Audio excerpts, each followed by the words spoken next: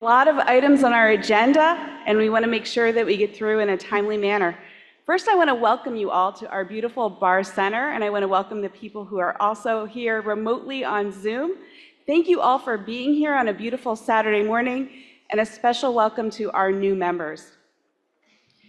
Before we begin, I'd like everybody to rise and join me in saying the Pledge of Allegiance.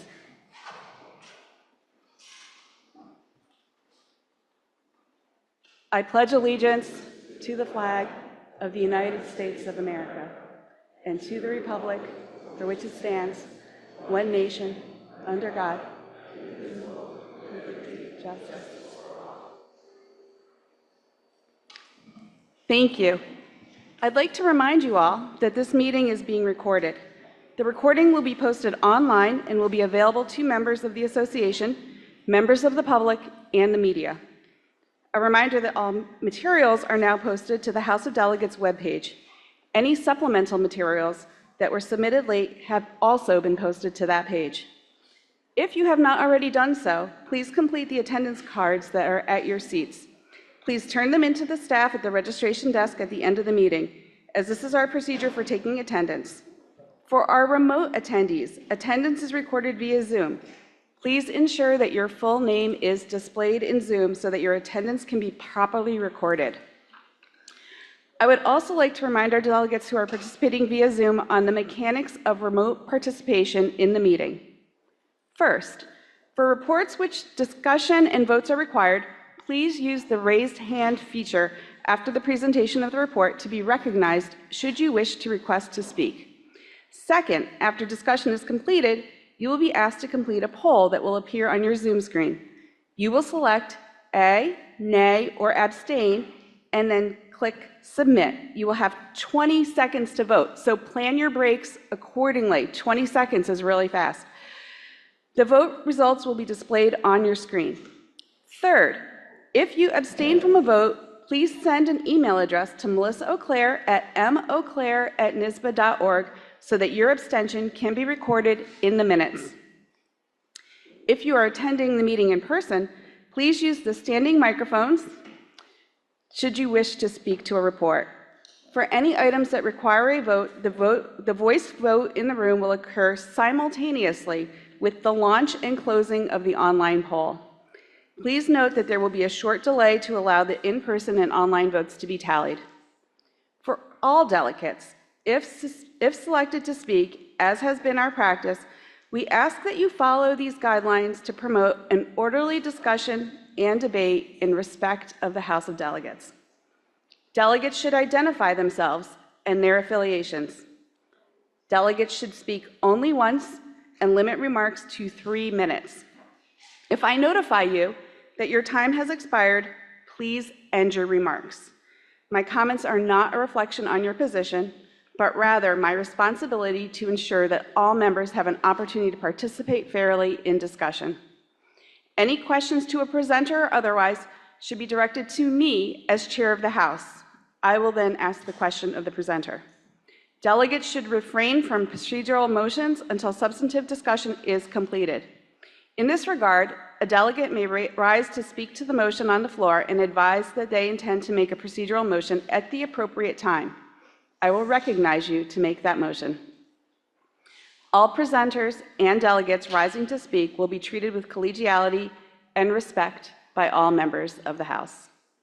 Finally, I would note that for myself and other officers on the dais, we generally do not speak on motions, but as members of the House, we are permitted to do so. Any officer intending to speak on an agenda will remove themselves to the well of the Great Hall and speak from the floor for the entirety of the agenda item should they wish to do so. We will now proceed with the meeting.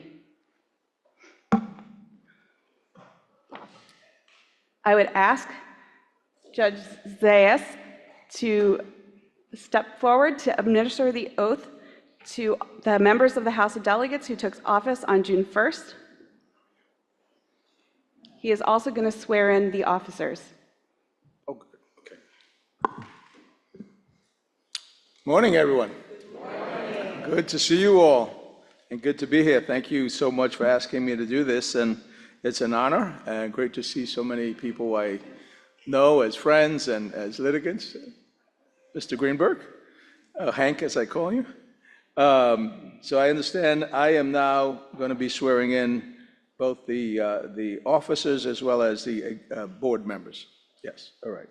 So I'm just going to do one swearing in. All right. I'm not going to ask you to repeat after me because I hate when I hear 60 people say, should I? Yes, you should rise. Yes, please rise. And raise your right hand.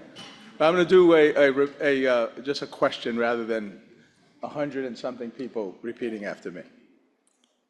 All right. Do you solemnly swear or affirm that you will support the Constitution of the United States and the Constitution of the State of New York, and that you will faithfully discharge the duties of the position to which you've been elected or appointed of the New York State Bar Association in accordance with the association bylaws to the best of your ability? See how easy that was? Great. Have a great meeting. Great to see everybody. Thank you very much.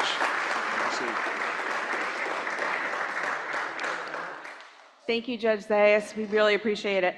We appreciate all of your support of our house and of our association. All right, the next item on our agenda is approval of the minutes from the April 11th, 2026 meeting. Unless there are any corrections, amendments, or objections, the minutes of the April 11th, 2026 meeting will be accepted as distributed. Any objections? Moving on. All right, next we have approval of appointments. Before the House today for ratification of the appointees to the Audit, Compensation, and Finance Committees, respectively. The names are noted in the staff memo.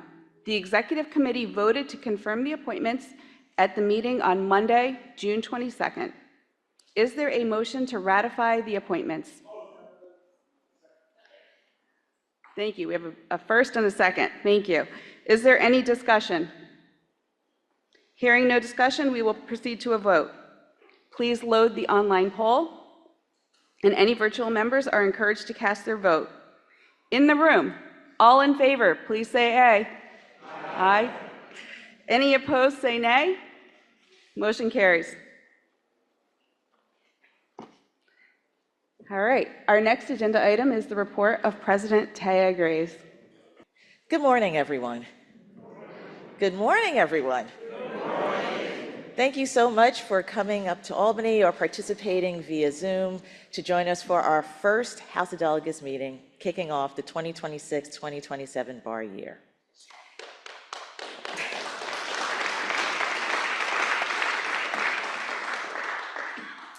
Institutions do not change people. People and institutions change lives. This statement was made by Sam Ketchy, who is the Executive Vice President, Chief Policy Officer, and General Counsel for CVS Health. For the last 150 years, our institution, the New York State Bar Association, and those of us, its members, its leadership, we have changed lives for the better. And I want to talk about how we have done that, the power of this organization over the last 150 years. And then next, what are we going to do today? We're going to build a stronger bar together. And then lastly, a call to action. As leaders, as fiduciaries, and stewards of the bar, what all must we do in order to continue to advance our mission? So first, let's talk about the power of the bar to change lives. Our mission, as you can see on the screen, is that we will continue to be the leading voice for the legal profession by advancing three things. First, the professional success of our members. That's us, if we take off our hats as leaders of this organization, and those that we represent in this room. Second, advancing equal access to justice, which we know there is a gap, and we have many groups that are actively working in order to close that. And then lastly, the rule of law, which we all know at this day and age is under some stress. And we're working very hard to make sure that we protect it, which is what our role is, our special duty as lawyers. But for the last 150 years, how have we been able to continue to be successful? Resilience. This image, courtesy of AI, MS Copilot, shows what has happened for the last 150 years. We've had 2 great wars. We've had a Great Depression with the stock market crash. We have seen change where people who had been excluded from the process, women, people of color, people who have different sexual orientations, have been welcomed into the fold, and the advent of artificial intelligence and technology. But we have persevered. There have been challenges. We've been a little set back sometimes, but then we bounce back. And that's what the essence of resilience is. Understanding that things may push, but we figure out a way to push back and be successful. We've done this by working together over the last 150 years, and we've done it by supporting our members.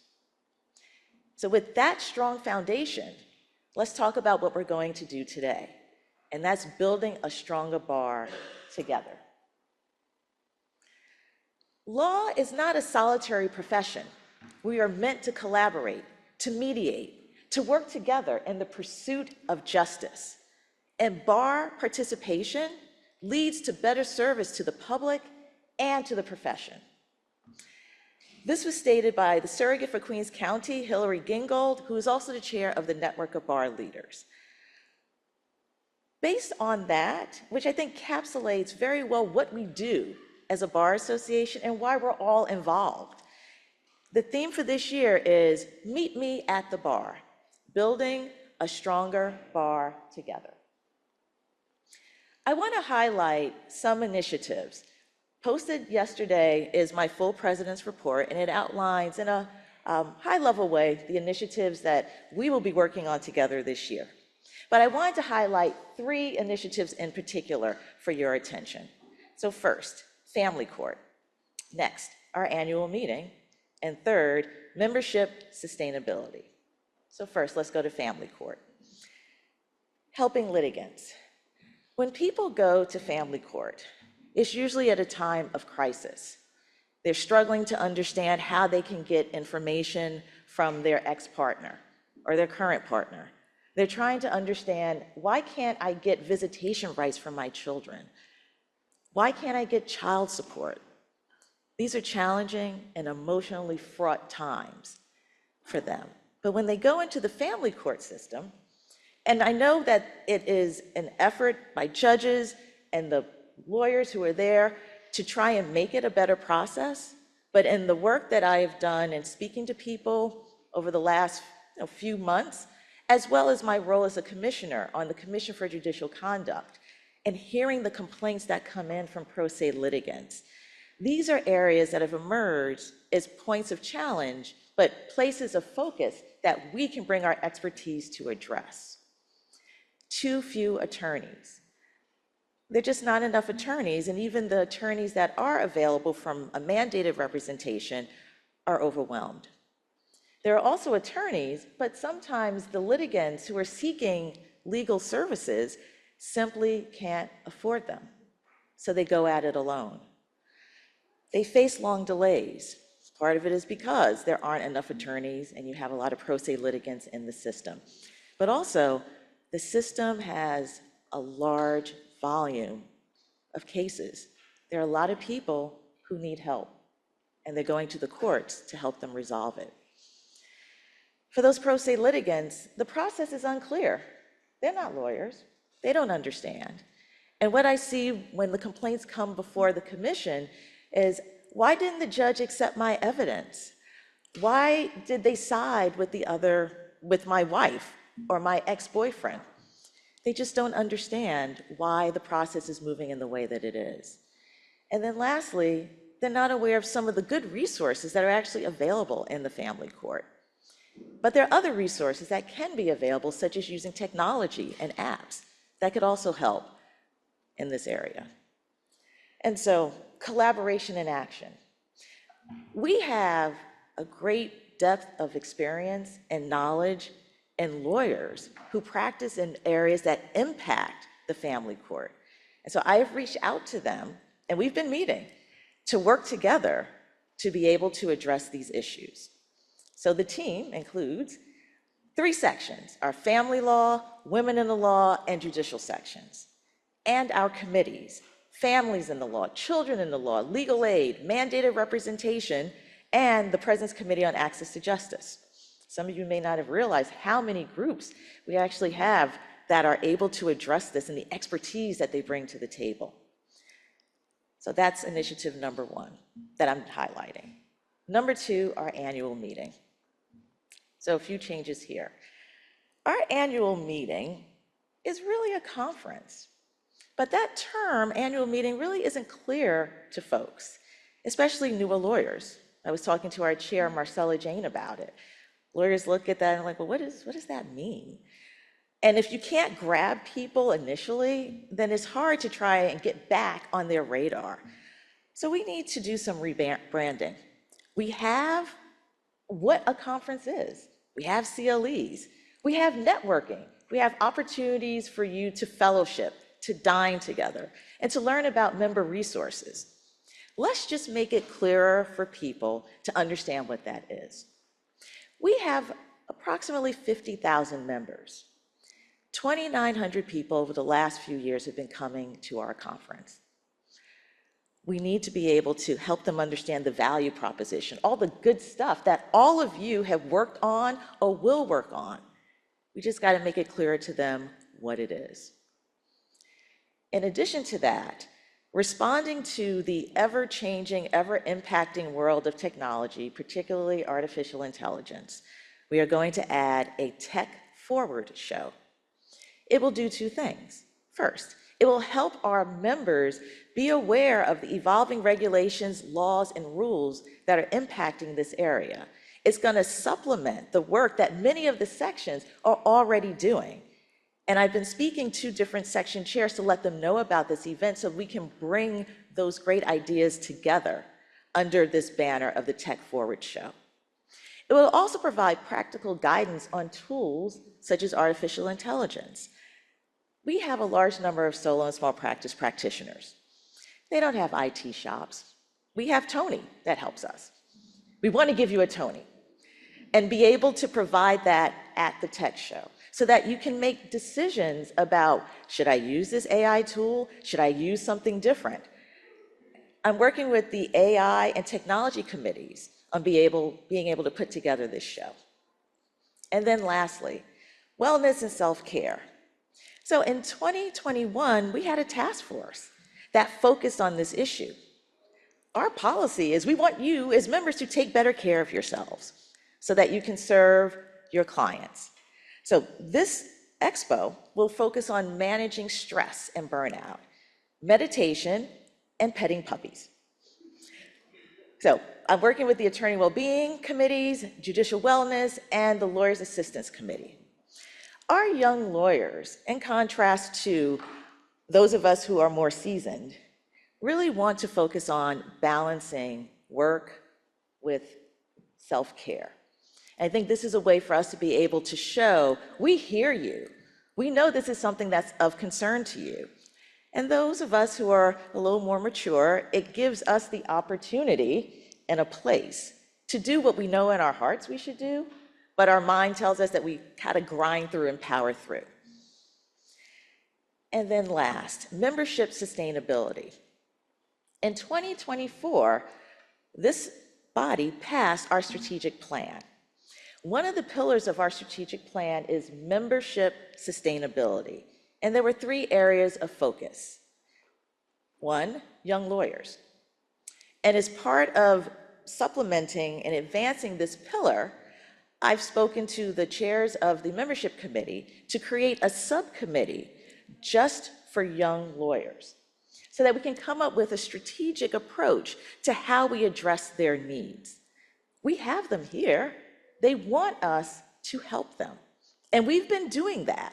But we need to level up and step up and talk to them and have a focus group that's really going to see what things are we missing in the offerings that we have so that they see the value of being with the bar. And they can tell that to other people, their friends, their colleagues, that they should come and join us. Next, the international lawyers. Outside the US, many international lawyers really want to be a part of our bar association. It's a growth area for us. So we need to figure out how we can make sure that they get what they need in participating in the bar. We have a very strong international section as it is. And so there are things that we can do to supplement what they do in order to attract more international lawyers. And then last, in-house attorneys. I've been an in-house attorney for 21 years at MetLife. I've been very active in the bar, and I know that there are other people like me. Some of you are in the room here with me. So the executive committee created a task force on in-house engagement. So I want to drill a little bit into that, and then I will go to the call to action. So the mission of this task force is to strengthen the connection between the in-house counsel and the New York State Bar Association. It recognizes that in-house counsel have dual roles in contrast to our colleagues in the bar. We're both legal advisors, but we're also partners to the business. And that creates a need for more unique programming to support our work. So the task force will identify tailored programs addressing that uniqueness that we have and find ways to cultivate opportunities for them to continue to participate in the bar and also remove barriers to that participation. And so now to my final item, a call to action. Let's change things together. So I go back to where I started. Institutions do not change people. People and institutions change lives. I invite you to join me in the theme for this year of building a stronger bar together. And I ask you to invite your colleagues to do that as well. So piggybacking on what my predecessor did, we are also going to have a membership challenge. So building on what Kathleen had put forth last year, we are going to give prizes. So prize number one, registration to the annual conference with 2 gala tickets. That's first place. Second place, just 2 gala tickets. Still good. And then third, as you have seen in our foyer, we have this great swag. So the third place is a swag bag. The deadline, December 31st, 2026. By the end of the year, if each of us who are in this room and those who are on the phone bring in 2 people, according to my conversation with our executive director, we can bring in almost 1,000 people as members. If you just talk to 2 people and ask them to join. I hope with these prizes that encourages you to do more than bring in just 2. So I close with the theme, meet me at the bar. Let's work together. Let's support our members. Let's do this work together because the purpose ultimately of what we do is we should put aside, sometimes we have differences. And that's the nature of people who come from different perspectives. We may not see things the same way, but we should be able to work through those differences and come to a point where we are looking to advance what's in the best interest of our members and the best interest of our association. Thank you.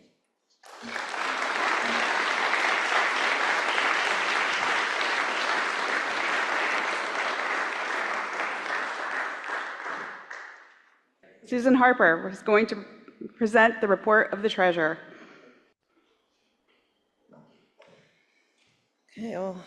Okay, good morning. Good morning to all. It's so wonderful to see you all here today. It's nice to see a nice packed room. I think the last time at the April meeting, since everybody was virtual, was just the 4 officers just talking to the people in the back. That was it. So anyway, okay, so I'd like to welcome our new and our returning executive committee members, and thank you all for your continued service to the association. For those of you who are new, this is the portion of the meeting that provides a high-level overview of our New York State Bar financial position and key financial initiatives. Full financial statements are included in your materials. I encourage you to review them. As always, please feel free to reach out to me or our finance team led by our Chief of Finance, Amir Razanovich, with any questions. I think if you don't have an access to your materials, I think there's a QR code too, there's a QR code there so you can access your materials if you need to look at anything today. Today I'm going to provide an update on the 2025 Form 990 filing, a review of our New York State Bar financial position as of May 31st, 2026, share an update on our advertising and sponsorship efforts by our association media group, and provide a brief overview of our investment portfolio, and discuss our upcoming 2027 budget process. We're going to just cap it off too with just to discuss quickly phishing and some cyber awareness issues happening here at the State Bar. So we're going to go to slide 3. I'm pleased to report that the New York State Bar's Tax Form 990 was reviewed by the Finance Committee and the Executive Committee and was successfully filed on May 7th, 2026. There were no significant issues identified during the filing process, and the association remains in good standing and compliance with all filing requirements. So I want to thank our finance office, as well as our finance committee and our auditors, and all of those who helped make this happen. We're going to now move on to slide number 4, our operating result as of May 31st, 2026. From a financial perspective, the New York State Bar continues to perform well through the first 5 months of 2026. As of May 31st, 2026, revenue totaled approximately $10.5 million, an increase of $383,000 compared to the same period last year. Expenses totaled $9.1 million, a decrease of $458,000 compared to last year. As a result, the associated generated an operating surplus of approximately $1.37 million, compared to a surplus of $527,000 at the same point in 2025.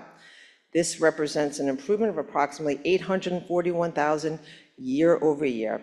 The key revenue contributors are our membership dues, the section dues, our annual meeting revenue, which exceeded budget, remains ahead of our prior results. In fact, we had $194,000 more in revenue last year, exceeding the budget by 10% for our annual meeting, which is really fantastic because that's a very costly annual meeting. Advertising revenue, which has significantly outperformed budget expectations and reflects the early success of our work with our AMG partner, which I'm going to talk to you about in a few moments. On the expense side, the CLE expenses are substantially lower than last year due to the timing difference in program delivery, reflecting a reduced programming activity and absence of the International Estate Planning Institute. Overall, our expense growth remains controlled and below budget expectations. The good news is that our association remains in a strong financial position as we approach the midpoint of the year. So let's now turn to our membership dues revenue. Our membership's dues revenue continues to be one of the strongest indicators of the New York State Bar's financial health. The basic New York State Bar dues totaled $4.85 million, an increase of $357,000 over last year. Sections dues total approximately $1.54 million, an increase of $334,000 over last year. The combined membership-related revenue total of $6.39 million represents a growth of nearly $700,000 compared to the same point of 2025. From a pacing perspective, membership revenue is tracking ahead of expectations. 5 months into the year represents approximately 42% of our annual cycle, and our New York State Bar dues revenue has already reached 44% of budget. This continues to demonstrate the strength of our membership base and the effectiveness of our membership model. So I would like to thank our membership department, Pat Stockley, I think is sitting up there, our finance department, our section and committee leaders who have membership chairs on their sections and committees, as well as all of you, your individual members, for your ongoing efforts to support membership engagement and retention. So now let's move on to our slide 6 on AMG partnership update. So I'm pleased to report that our update on with AMG. We are now 5 months into this relationship, and the results are very, very positive. Advertising revenue has already achieved approximately 81% of the entire advertising annual budget, of $246,000 compared to last year when we only received $55,000. Now that was under another group, MCI, so which is an increase of $149,000. Sponsorship plus advertising activity continues to exceed expectations at a combined revenue of $344,000 compared to last year of $221,000. So only 5 months with AMG, we've generated more than the entire year last year. So additionally, AMG is also working with the New York State Bar on additional programs and revenue-generating initiatives that are currently being developed specifically for the annual meeting. And Taya has shared some of that with you with the Tech Forward and with the Wellness Initiative. And we encourage all of you, if you have any sponsors, to have them participate with us. So I'd like to thank the AMG team, as well as our membership and marketing team, our annual meeting team, our partnership team, and staff leadership, and also consultant Gerard McAbee for all their efforts in making this a success. So now we're going to turn to slide 7, the investments. As of May 31st, 2026, New York State Bar's investment portfolio remains strong. Our long-term reserve fund has grown approximately to $43.9 million. The Cromwell Fund has increased to approximately $4 million. Combined with our general bond fund and other reserve assets, New York State Bar's investment resources continue to provide significant financial stability and support for the association. Overall, our net investment assets have increased to approximately $64.8 million at the end of 2025 to approximately $69.6 million as of May 31st, 2026. So this increase reflects strong investment market performance, realized and unrealized investment gains of approximately $3 million to date, and continuing operating surpluses. According to JP Morgan Chase, all 3 major U.S. equity indices closed at a record high at the end of May, driven in part by the momentum related to artificial intelligence and robust earnings season. The S&P 500, the NASDAQ posted a strong year-to-date gains of about 11% and 16% respectively, while the Dow Jones has had modest gains of 6% as of 2026. So in the fall, you're going to receive a full report from our new Finance Committee Chair, Jackie Drohan. But for now, I would like to thank our past Finance Chair and our Finance Team and Investment Committee, Michael McNamara, sitting over here. And let's give him a big hand.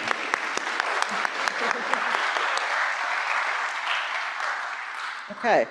We are now going to move on to slide 8. It's the budget season once again, and the finance team has officially launched the 2027 budget season. So budget packages and historical financial information were distributed to departments and sections during May, and completed submissions are due at the latest August 1st, 2026. So I encourage executive committee liaisons and section officers and committee leaders to begin discussing their priorities and financial needs for next year. As always, we ask everyone to develop realistic budgets, evaluate program priorities, revenue opportunities, and please read the surplus policy. We appreciate that. And if you need a copy of it, just reach out to us. The finance department is available to assist throughout the process and appreciates everyone's cooperation in meeting the deadlines. Okay, so we are now going to move on to what I'd like to talk briefly about: cybersecurity awareness, targeting the New York State Bar, which all members need to be aware of this. So over the past few months, organizations around the country and bar associations, law firms, and non-profits have experienced an increase in phishing and social engineering attempts.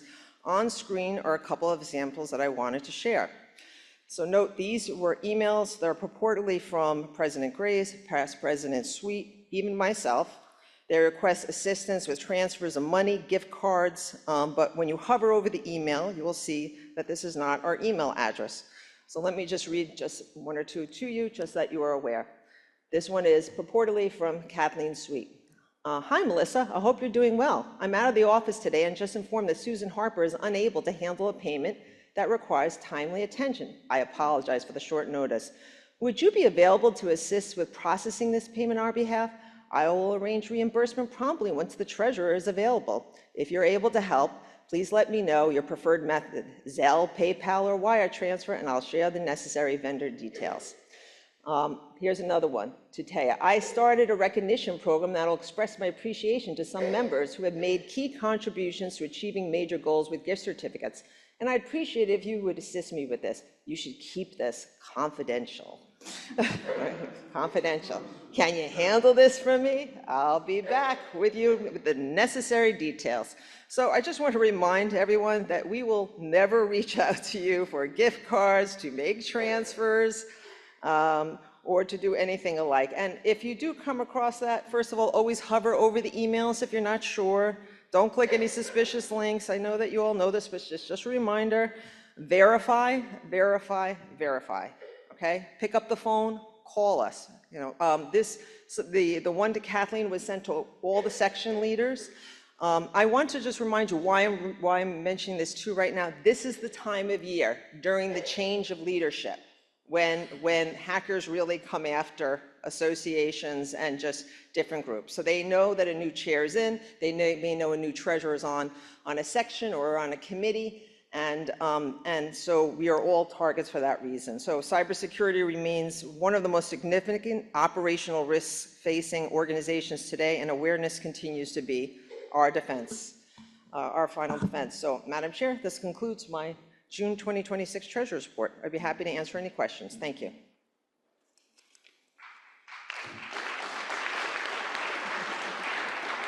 Thank you, Susan. Your report is received with the thanks of the House.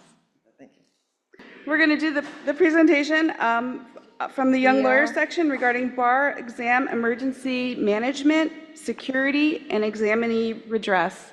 So Jacob, thank you for coming up a couple hours early. Good morning, everyone. Long-time member, first time I've ever had to speak to anyone here from up here. Yes, I'm Jacob Petterchack. I'm here on behalf of the Young Lawyers section, and I'm here to do exactly what you expect us to do, and that is complain about the bar exam. I'll try to keep the jokes to a minimum here because this is actually a deadly serious issue. The safety, fairness, and integrity of the New York bar exam.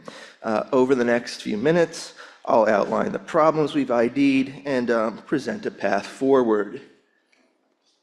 No PowerPoint, that's okay. So here's the premise that we had to start with. The bar exam is not worth your life because somebody actually almost did, emphasis on almost, died, unfortunately, last year. So this is one of the most high stakes tests a person can take. It compresses years of education into 2 grueling days. But some recent incidents here in New York specifically have shown that our current administration rules have prioritized the test over safety. So hard to believe. I know this is hard to believe, but I think we can do better there. So just to start off, to understand why this is so urgent, let's look at 2 recent incidents which prompted us to make this report and resolution. So in July last year, an examinee at a test site suffered a heart attack during the exam. While she was laying there in distress on the morning of the second day of the exam, she was treated at the site. Proctors were forced to continue the test. At no point did the exam clock ever stop. Examiners just kept taking it. By the time she was removed from the room, the session was ending for the moment. No additional time was granted. The response time, according to witnesses, which reports vary on what exactly happened, it took a rather long time to remove her and get her attention immediately. And importantly, no report was ever issued surrounding the event that happened. The good news is that this exam taker did survive, but I think the message was clear. The emergency protocols are inadequate. And unfortunately, this event made national news and has been talked about pretty heavily in the media. Another unfortunate event that transpired just this past February, we had a big blizzard downstate, all the snow that just refused to melt. Unfortunately, the Washington Heights test site was unable to start the exam on time on the first day, and they basically just delayed the exam for that one site in the state. So everybody else, I think there were four or five sites that year, all went off without a hitch on time. But since New York uses the Uniform Bar Exam, which is a national bar exam with the same questions, nationwide, this created an immediate fairness problem, as delayed test takers could potentially learn the contents from those who took it, on time in New York or in Washington State on the other side of the country. These two issues are not isolated failures. They're just the two most notable crises that have occurred here in New York in the last year.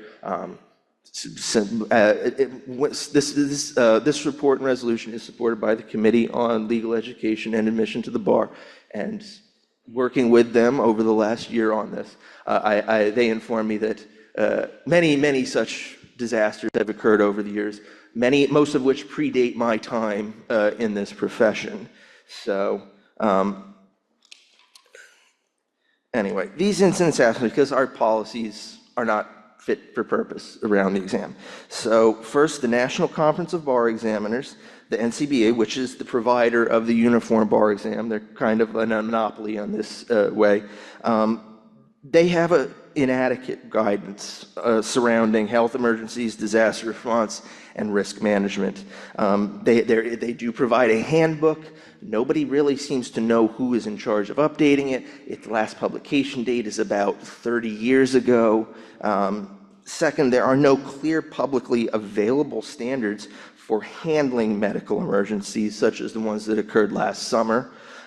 Proctors are kind of left to make split-second decisions with no training or clear authority, which doesn't help matters because they are technically temporary employees. And third, when an emergency happens, there are no objective rules for remediation, like restoring lost time or offering makeup exams. This just kind of creates a patchwork of ad hoc decisions that harms fairness and erodes public trust, which we do require to function. First and foremost, what's at stake here is examining health and safety. A heart attack is an extreme and isolated case, but the mental health toll of a traumatic testing experience is also significant. Second, fairness and integrity. When one site closes and another doesn't, examinees get extra time, and the exam's credibility is undermined. This is supposed to be a level playing field. And third, public trust. The public must have confidence that lawyers are competent and that the licensing process is orderly. When we fail to do that, we fail to protect the integrity of the entire profession. So, to address these systemic flaws, we have developed really 8 recommendations, roughly grouped into 3 pillars. Firstly, emergency response. Second, fair remediation. And third, security and risk management. So, our first pillar focuses on immediate response. Firstly, we need clear, published standards requiring immediate 911 calls and on-site first aid, including access to AEDs and CPR. 2, proctors must have the clear authority to pause a testing session when a medical emergency material disrupts the room. Third, we need mandatory training for all proctors and site staff. And 4, we require the qualified medical professional, such as a paramedic or EMT, be present at every administration of the New York Bar Exam. Fun fact, we found out when we were researching this, you can rent an ambulance for like $1,000 or $2,000 a day, which is a pretty common occurrence at like weddings or major events. It's considerably cheaper to rent one for an entire day than to take one for like a 10-minute ride to the hospital. So, now, our second pillar is about fairness. When an emergency does occur, the response must not create new inequities. We must coordinate emergency remediation with ADA accommodations, and we need objective, publicly available remediation rules. This means time restoration, private continuation under monitored conditions, no penalty makeup sessions, an appeal process, and crucially, stoppages must be coordinated with other sites for statewide fairness. Thirdly, our third pillar is about we require clear testing protocol, security protocols for pause sessions, securing both electronic and paper materials, monitoring private communications. And finally, we require the Board of Law Examiners to create a new risk management program developed with stakeholder input. This must address natural disasters, inclement weather, facilities issues, medical emergencies, everything else. All of these protocols and plans should be publicly available. Now, in summary, we have 8 key reforms: emergency medical standards, proctor authority, mandatory training, on-site medical personnel, coordination with ADA accommodations, objective remediation rules, test security protocols, and a public risk management protocol. These are all practical, achievable, and necessary. Turning to the text of the resolution itself, it is very specific and pointed because we do want to have, we have specific targets in mind for this. And this was a joint effort between the section and the committee about these goals. So one of our more specific requests requires the board to publish an annual emergency management and appeals report on its website. This report will provide an anonymous listing of all complaints, appeals, and final decisions rendered. It's just an idea based around the system of precedent, which we all practice every day. And also, the board needs to conduct a formal, comprehensive review and revision of its policies every 5 years, again, subject to public comment. Additionally, the resolution has some very specific safety guarantees and formal avenues for redress. Safety guarantees, like every test site must have a fully trained emergency medical technician on site. It must be secured either through the rental agreement with the facility or through a separate contract. And also, the board must establish a formal administrative review process for examinees to petition for nullified sessions or extenuating circumstances. Now, bar exam is a rite of passage, and it's a gatekeeper to the profession, but it should not be a life-threatening ordeal.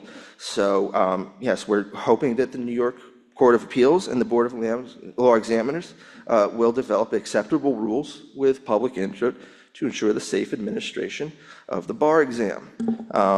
With that. Thank you, Jacob. And I'm sorry, I didn't give you a proper introduction in our scramble to move things around. So Jacob Wade Petterchack, the chair of our Young Lawyers section. Oh, past chair. Oh, I past haven't chair. been, yeah. Past chair. I wanted to let everybody know that at the executive committee meeting on June 22nd, the executive committee voted to endorse the report and recommendations to the House. May I have a motion to approve the report and recommendations of the Young Lawyers section on the bar exam? Excellent. Is there any discussion? Any questions?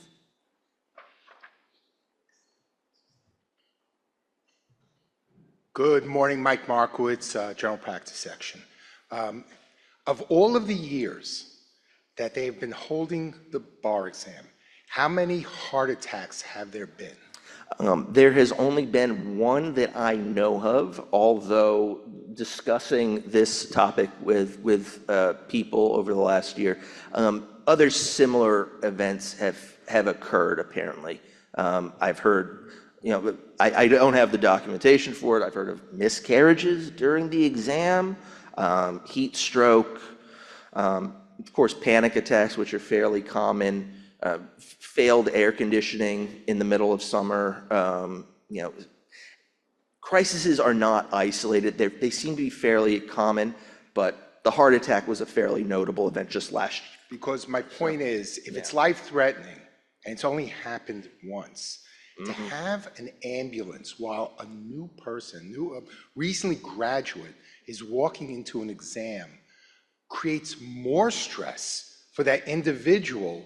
And I'm not sure if recommending an ambulance at every single bar exam is an appropriate response to something that happened once of all of the years that the exam was given.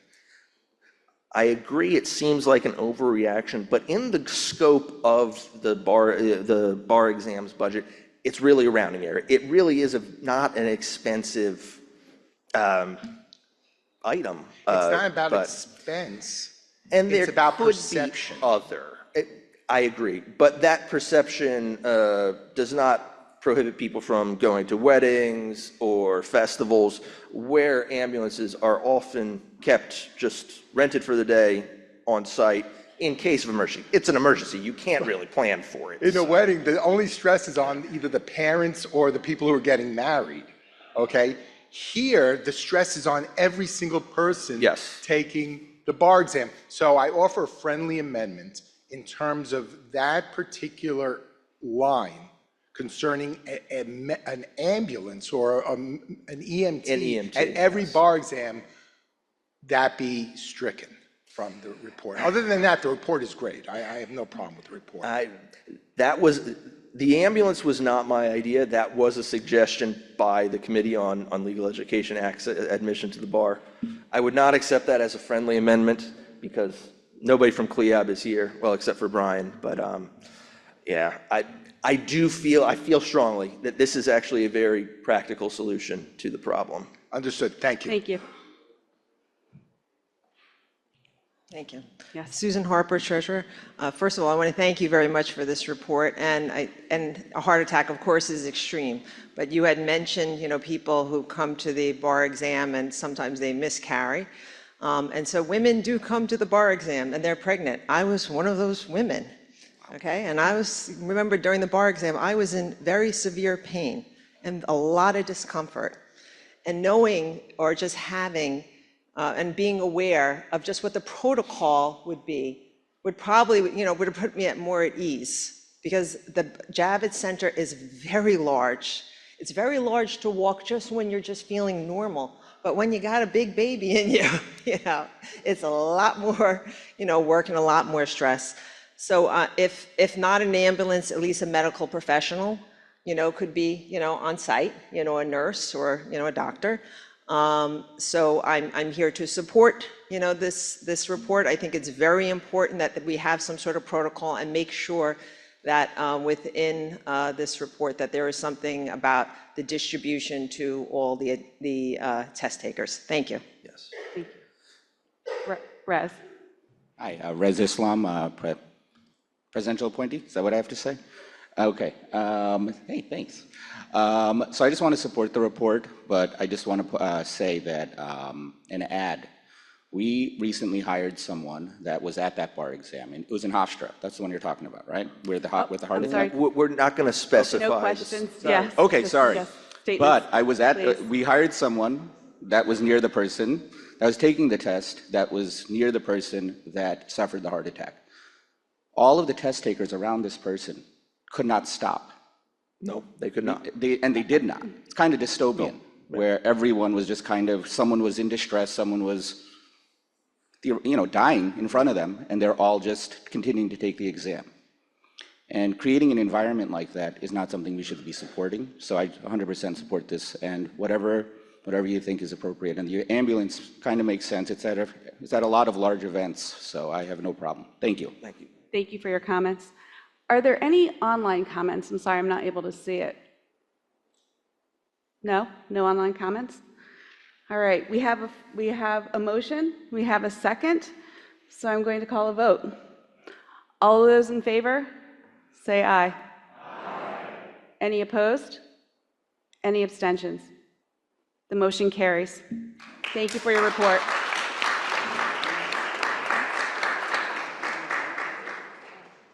Oh, I'm sorry, and there should be an online vote as well. Here we go.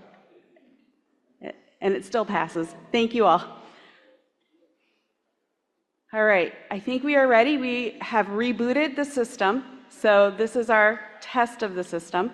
I'd like to ask for the membership report from Helen Naves and Courtney Radick. I appreciate Yes. your patience with the process, and thank you for hanging out and staying online for our meeting.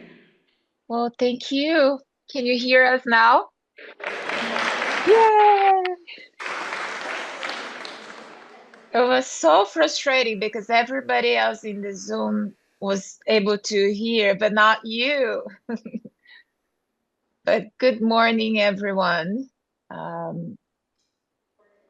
First, I would like to take the opportunity to congratulate our new president, Thea Grace, and to say to her that we are here to support her 100%.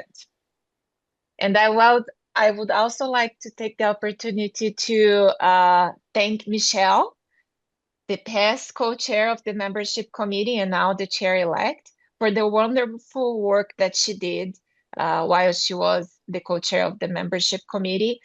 And it's been a privilege to work with you, Michelle, and I hope I can continue to do the work with the same level of commitment and energy that you brought to our committee. Thank you again. I think we can go to the slide number 3, please. Yeah, that one. So I think you already heard a little bit of the good news from Susan Harper that membership is moving into the right direction. We currently have 1,321 paid members increase. That represents approximately 4% year-over-year growth. And it's especially encouraging that the strongest growth is in the new attorneys. As you can see, with 52% increase in the 1 to year category, but also with continued growth in the 3 to 6 year segment. So this is very important because it strengthens our long-term membership pipeline and the future of the association, as we've heard before. The second point that I would like to report, and we can go to the next slide, that one. We are also expanding in the sections, but before that, let me just explain to you a little bit about that number, which is a total decrease in total free membership.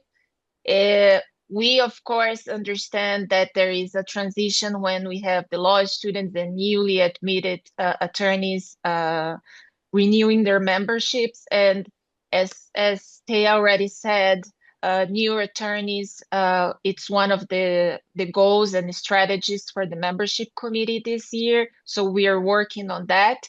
And it's very important also to remember that this year has been one of the largest group of new attorneys in the state of New York. So this is definitely one of our special strategies to work with them. Next slide, please. This is the second point that I wanted to mention with you, which is the focus on engaging our member and through the sections. So as you can see, our section membership continues to grow, currently about 12% ahead of last year. And I think we can go to the next slide. One of the priority for us in the membership committee with the section is to promote the firm membership. This is very important, not only with the membership, but also, as they already mentioned, I think it's a very important exercise for us as section leaders to be able to, promote needs, but to a larger audience. And that's the final point that I wanted to bring to you guys. I think at this point, I think we can move to the next slide. So here's where we need your help. Membership growth is everyone's responsibility. So we encourage you all to help us introduce not only the firm membership program to your own organizations whenever it's possible to amplify our work, the association work, and also to share all the great benefits that we offer to our members. We're very excited to share that we have new memberships, new member benefits coming up, including the launch of a new business card, a new NISBA business card, which is going to be shared in a little while later, in a couple of months. But we even have more that it will even create more value to our benefits and to our members. And again, I invite you all to always take a look and to see what are the new member benefits, and also to share that. And I think we can go to the next slide, which again, I was saying how important it is for all of us to not only amplify NISBA's value and benefits, but also to engage with other members and prospective new members. And again, just today, if you can just go online and share a post or a comment of you being here today at this meeting, it's already something. Your voice can really help us attract new members and also strengthen our community. So that's what I had to share with you, and I'm here to answer any comments or questions if you have them. Thank you. Thank you, Helen, and thank you, Courtney, for being here again. We have a short video on social media that we would like to share with you. So. Ever feel like you're missing the latest from the New York State Bar Association? Don't just watch from the sidelines. Every day, we share exclusive insights and updates you won't find anywhere else. And we want you in the conversation. Connect with attorneys across New York State that you may not otherwise encounter in your day-to-day practice. Glean insight and opinions on key topics and pieces of legislation that may impact your practice simply by looking through comment sections. Learn about virtual events focusing on your area of practice so you can stay up to date and better serve your clients. It's simple. Like a post to keep us in your feed. Comment to share your perspective or ask a question. Or repost to share valuable resources with your own network. When you engage, you're doing more than just clicking a button. You're helping us reach more professionals just like you. Follow, subscribe, and stay ahead of the curve. We truly appreciate your support. Thank you. Our next report is the report and recommendations of the Committee on Standards of Attorney Conduct, proposed amendments to Rule 1.14 with regard to a client with diminished capacity. Professor Theo Liebmann will present the proposed amendments, and he should be online now. I am. Can you hear me? Thank you. Thank you for waiting.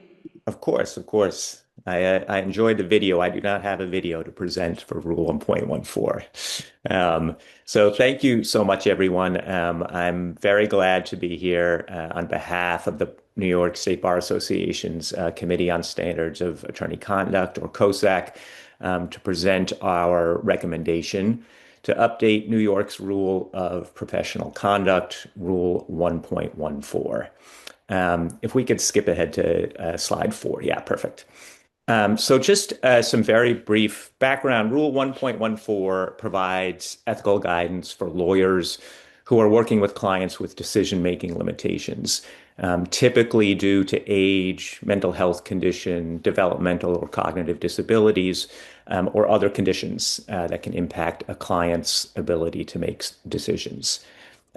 For a while now, there's been widespread dissatisfaction nationally and also in New York, especially among those who work in fields where such clients are common, with a lack of clarity in this rule, with numerous internal inconsistencies and with some increasingly outdated terminology.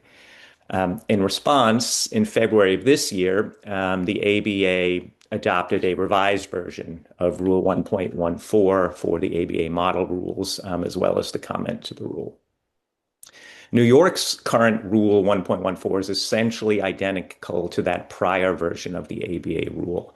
What COSAC is recommending today is that the House of Delegates support New York's adoption of the revised version of ABA Model Rule 1.14 and its comment with two minor New York-specific revisions to comments that I'll explain later.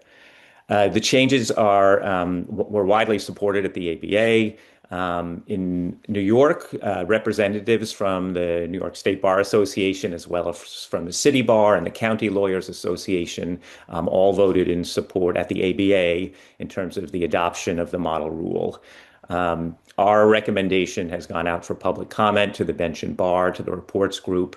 It went to representatives from the elder law, family law, and criminal justice sections. We haven't received any objections. I know that there might be some questions from the criminal justice section today. I'm happy to take those, and I'm going to make sure to reserve time for that. Okay, next slide, please. So, what the black letter law, the key changes here are it updates and clarifies terminology, and then it gives more precise and robust guidance on three key issues. Conditions that have to be met before a lawyer can take protective action for a client with decision-making limitations. The fact that protective actions lawyers should prioritize when such actions are necessary, and also some additional guidance on confidentiality protections for clients with decision-making limitations. I'll go through each of the sections now if you go to the next slide. So 1.14a updates terminology and then focuses guidance on decision-making limitations rather than capacity. And it does it in three ways. You actually can't see it here, but the title of the rule, our recommendation is that it be changed to clients with decision-making limitations rather than clients with diminished capacity. That is what the ABA model rule now calls it as well. So this focuses guidance, obviously, on the area of capacity, the specific area, decision-making, that relates directly to legal representation rather than on every area of physical, mental, or emotional capacity. The other thing the proposed rule contains is additional clarification of how decision-making can be limited. It talks about either the ability to provide direction or the ability to make reasoned, informed decisions and choices. And third, for the first time, this rule actually has a definition. There was not a definition in the prior rule of client with diminished capacity. Here, there's a definition of what a person with decision-making limitations constitutes. So extremely helpful guidance there. Next slide.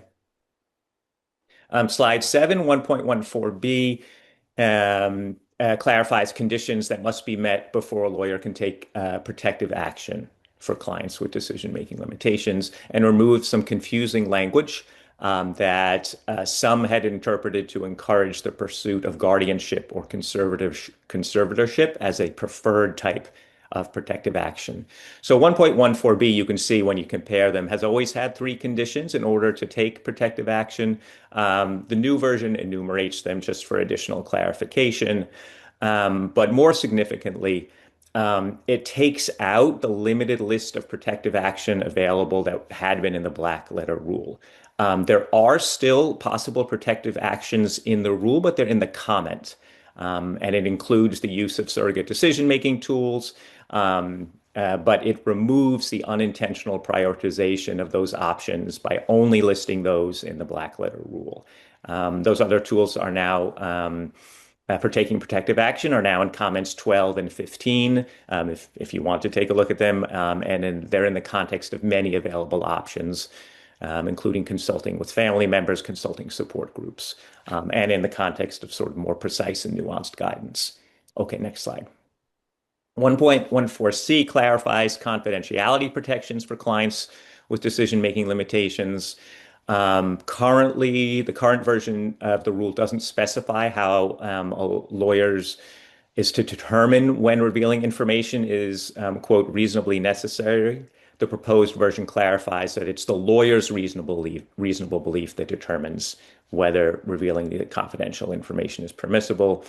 And the proposed version also eliminates the suggestion that revealing confidential information when taking protective action is impliedly authorized under 1.6. Neither the ABA nor New York's version of 1.6 in any way indicates that this would be an implied authorization. Obviously, one can still get authorization, but it's not implied. And it makes clear that the only basis for the disclosure is the lawyer's reasonable belief. Okay, next slide, please.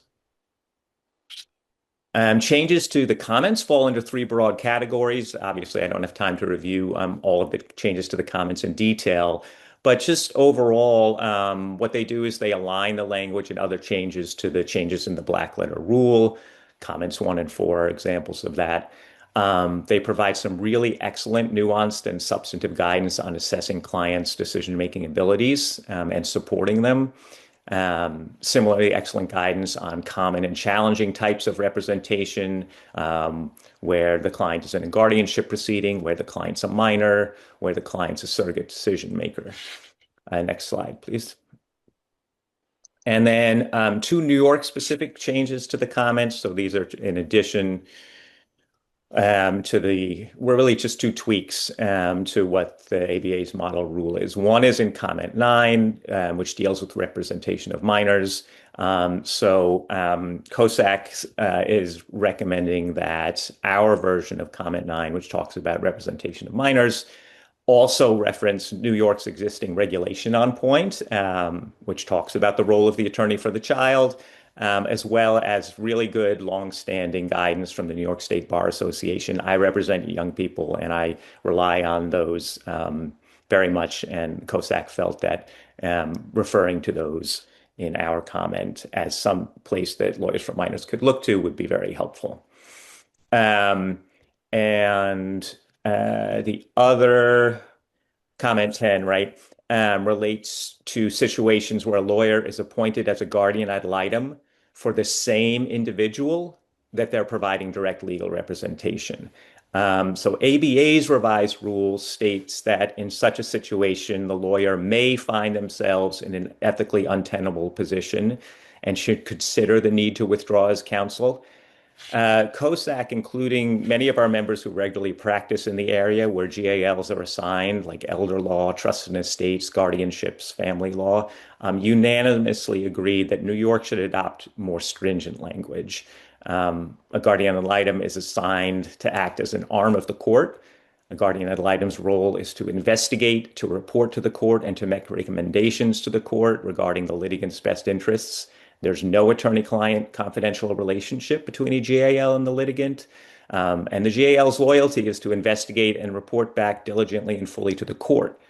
COSAC strongly believes that this contrasts so deeply with a lawyer's duty of confidentiality and loyalty to a client that taking on both roles at the same time for the same person is not ethically permissible. I think that's all the slides I have, and that should leave some time for any questions. Thank you. Thank you, Professor Liebmann. At the meeting of the Executive Committee on June 22nd, the members voted to table this report.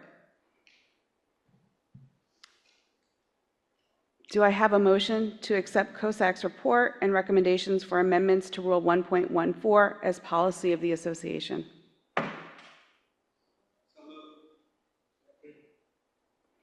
All right, comments?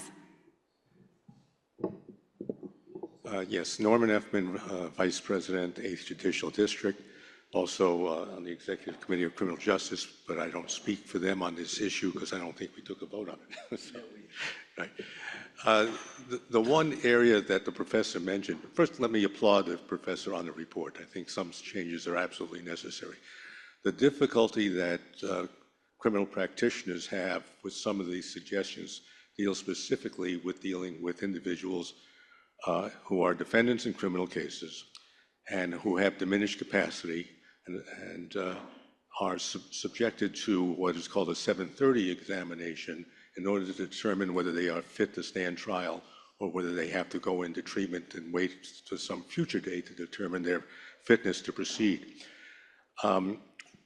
Very often, in a case, especially in a felony situation, if a person is found incapacitated as a result of their not being able to understand who the players are in the system or not being able to aid in their own defense because of lack of communication with their lawyers' inability to do so, the result is they're put on hold, but they're sent to a secure facility, and they can be held for 2/3 of the maximum sentence that could be imposed had they been convicted. And after that, they can even be subjected to civil commitment. On the other hand, very often the same defendant is being offered a plea, which will result in a far more favorable resolution to the case.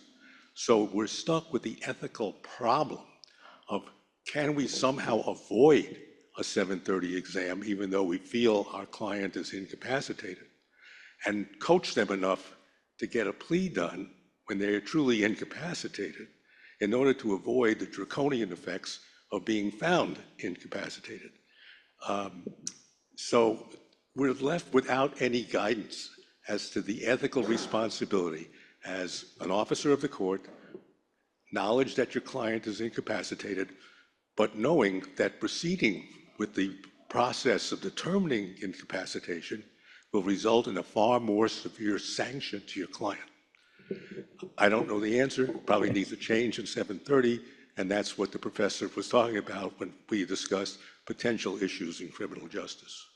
Thank you. Yeah, I think the ethics rule Thank you for your here. comments. Thank you for your comments, Oh. Professor. We'll give you an opportunity to Oh, jump in sure. on I'm at the sorry. end of all the comments, please.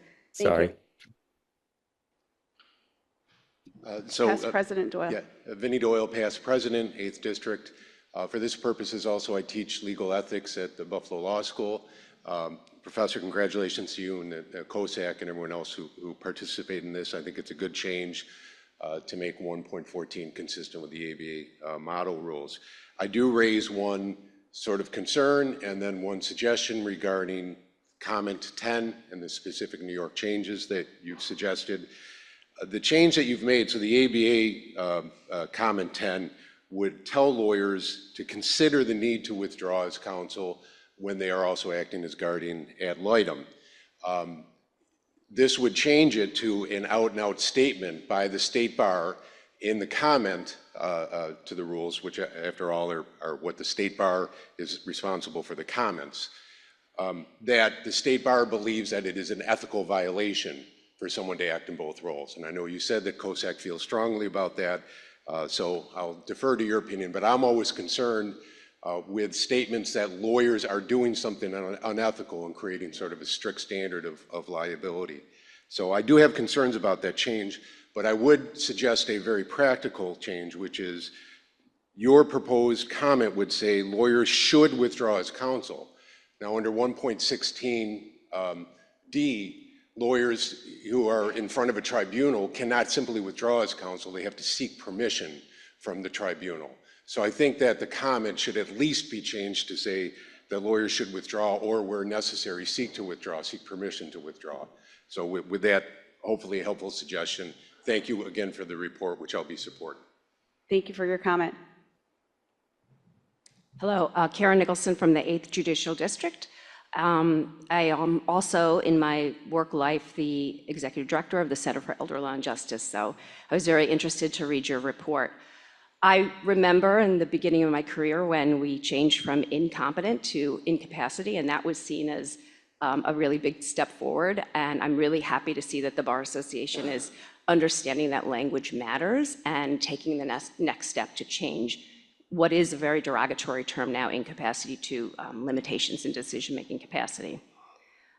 I also think it's really helpful. I mean, from my perspective, there's so much good in these comments. I can't speak about what Norm was discussing in terms of the criminal law. I focus on civil, But I will tell you that a lot of the attorneys, we have about 40 attorneys in my office, and not having guidance as to what this looks like has always been difficult, especially for our newer attorneys. I mean, we teach classes to our staff about how to parse this out. So I think the guidance on what someone with these limitations looks like, I think that's really super important and helpful. I also think the comments about regarding when you have an older adult who has an agent already appointed, I can tell you that from my practice, many people do not want to appoint an agent because they're afraid that once they do so, they become invisible. And it is often the case. And I think it's just important as a bar association that we remind the lawyers, who they are representing and that they should, to the extent feasible, take direction from their client. And then hopefully we will be able to convince more people to take the action and get these important documents. So I appreciate the report. I appreciate all the work. And it's about time that some of these changes were made. Thank you. Hi, I'm Ron Minkoff from New York County Lawyers Association. I speak on this subject on my own behalf, not on behalf of the association. There's some historical perspective here, which makes it important that we pass this, this resolution, this proposal. I was one of the two co-authors of the original City Bar report back in the late 90s, recommending that we adopt Rule 1.14. It was not in our code originally. It was when we made that recommendation, we presented it to the then Crane Commission of this association to adopt it, and it was rejected. So one of the reasons that COSAC was formed in the first place was to pass 1.14. It was urgently needed that practitioners in this area have guidance as to what to do. The problem was, as Professor pointed out, that over the years, what was intended by the rule, which was to give more autonomy to people with decision-making limitations, actually worked the opposite way. And you had opinions across the country basically saying that the lawyer, this gives the lawyer the authority to act in the best interests of the client, not necessarily what the client wanted.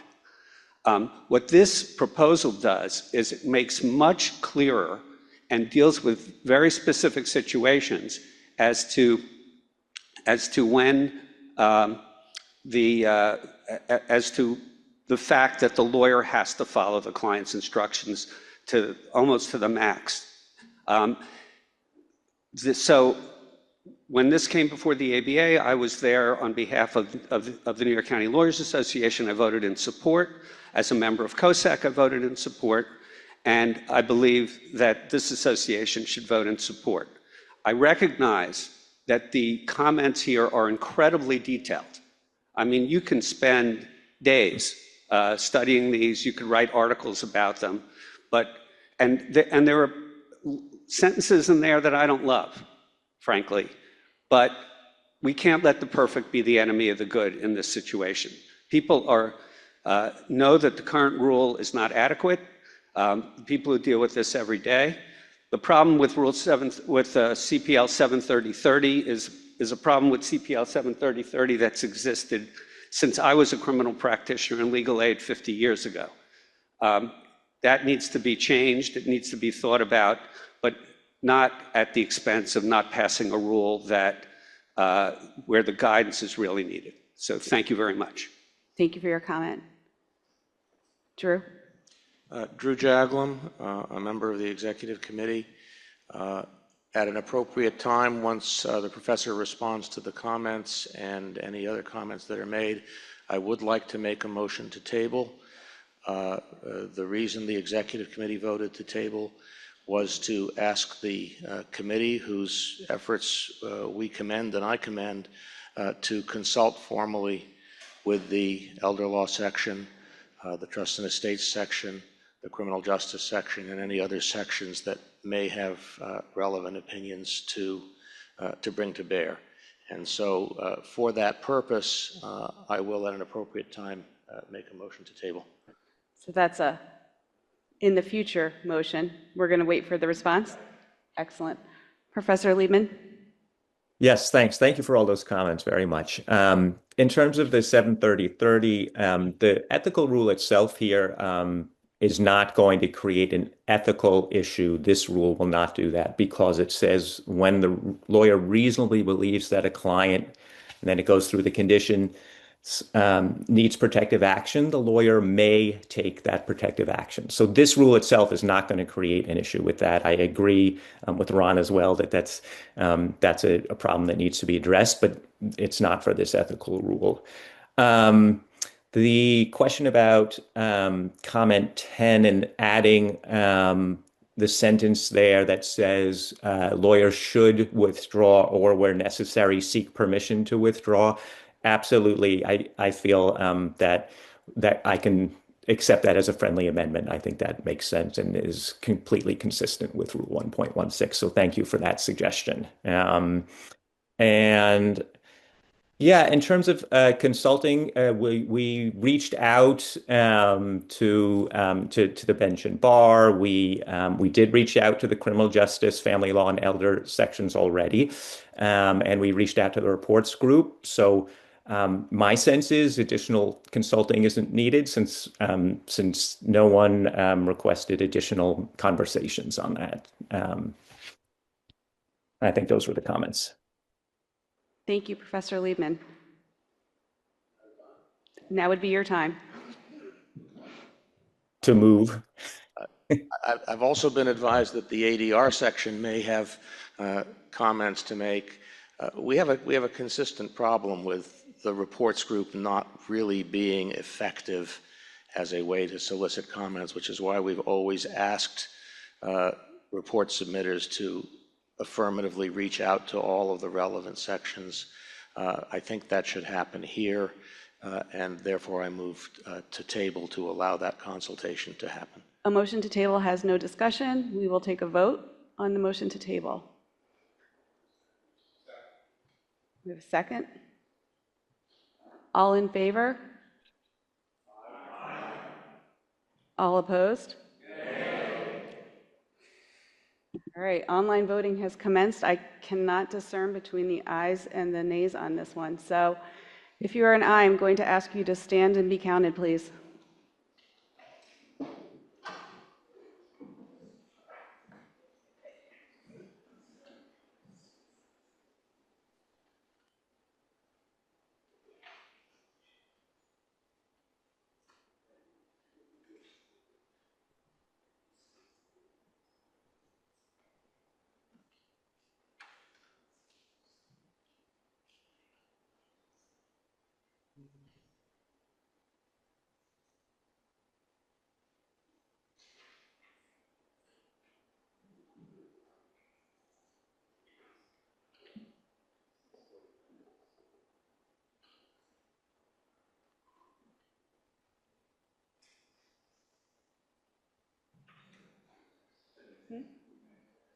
Now we're going to ask the nays to stand, please.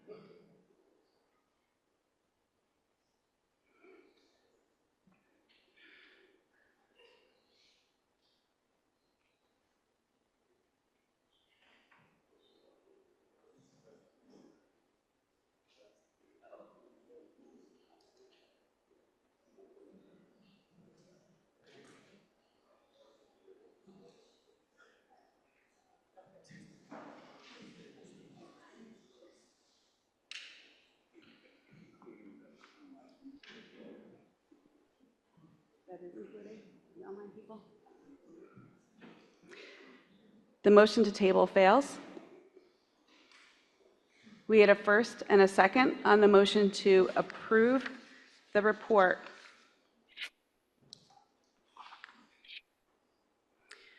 All of those in favor? I'm sorry. On the main motion, yes. All of those opposed? Online?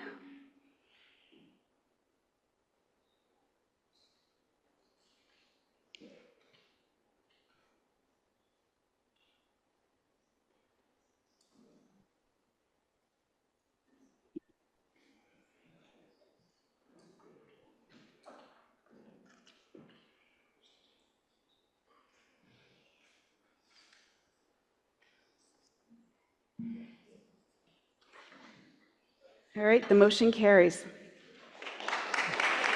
Thank you, Professor Liebmann. Thank you very much.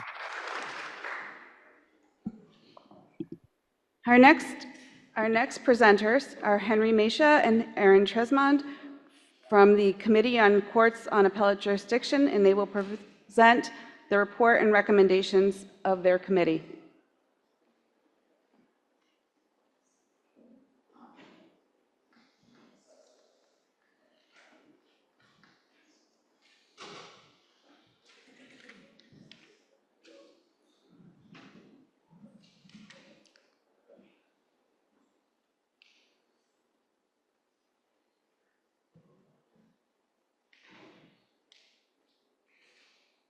Welcome. Good morning. My name is Henry Mascia, and I am the chair of the Committee on Courts of Appellate Jurisdiction, and I'm here with my colleague, Erin Tresmond, from the Legal Aid Bureau of Buffalo. First off, I'd like to just reserve 5 minutes for questions that anyone might have.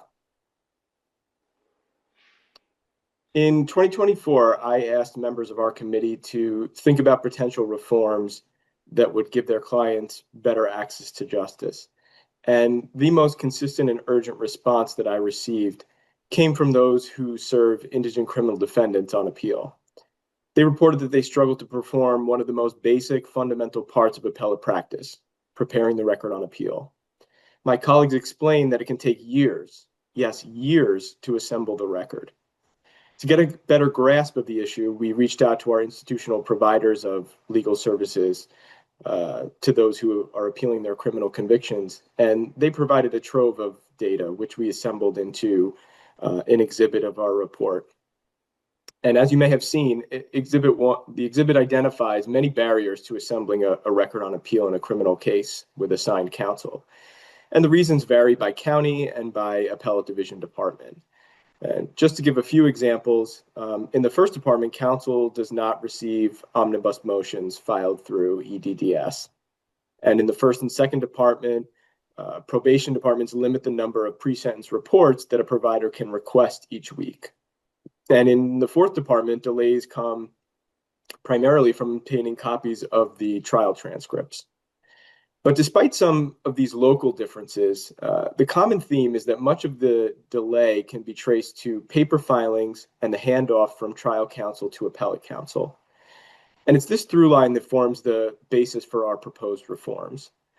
And at this time, I will turn it over to my colleague, Erin Tresmond, who will explain our proposed reforms and how they'll benefit criminal defendants, prosecutors, and the court system as a whole.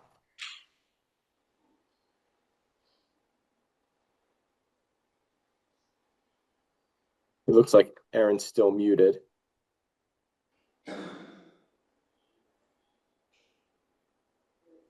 Okay, it fixed itself. Good morning, everyone. Thank you for having us. We have two solutions to this, neither of which are earth-shattering or onerous. The first is that we think that there should be a date certain for criminal cases to move to NYSEF. This is for Supreme and county court cases to clarify we're not addressing appeals to county court or in the first and second departments to appellate term. If criminal cases are moved to NYSEF, this keeps documentary evidence all in one place, including sentencing materials and the court file and exhibits if possible. There's no ambiguity here. Everyone wants to move to NYSEF. We've had discussions both with the criminal justice section. They haven't made a decision on this report, but we did consult with them. And everyone agrees that this will be a good move. To clarify, and this comes as a surprise to civil practitioners, criminal cases do not use NICEF. And what Henry described as the reality for many appellate practitioners is what we face on a daily basis. Exhibits go missing, motions go missing, and all that can be resolved if we move to NICEF. It's not an onerous ask. They already do this in civil cases, but we would like to propose sunset dates for criminal cases to move to NICEF. The next change that we propose is actually changing the orders of assignment at the appellate division. There is a sample order of assignment that you see in the report, and that's fairly consistent across the appellate divisions. What we'd like to do is add language that directs all parties, not just the clerk's office, to turn over record material, including exhibits, motions, sentencing documents. It's then incumbent on appellate counsel to request those documents as needed. And then this also puts the onus on the appellate division to determine the appropriate sanction or remedy, if any, rather than having appellate counsel decide that. So with that, we'd like to open it up to any questions you may have. Thank you for your time. Oh, thank you. Thank you for your report. At the meeting on June 22nd, the Executive Committee voted to endorse the report and recommendations to the House.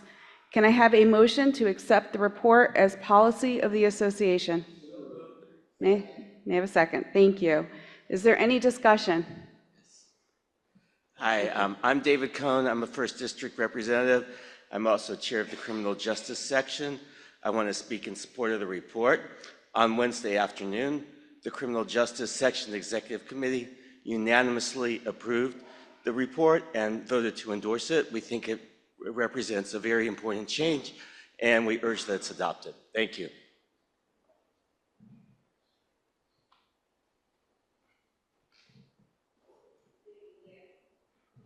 Thank you. Leah Nowatarski. I am member at large of the Executive Committee, but most importantly, I have represented criminal defendants for the past 15 years as both an assistant public defender and the public defender of Wyoming County.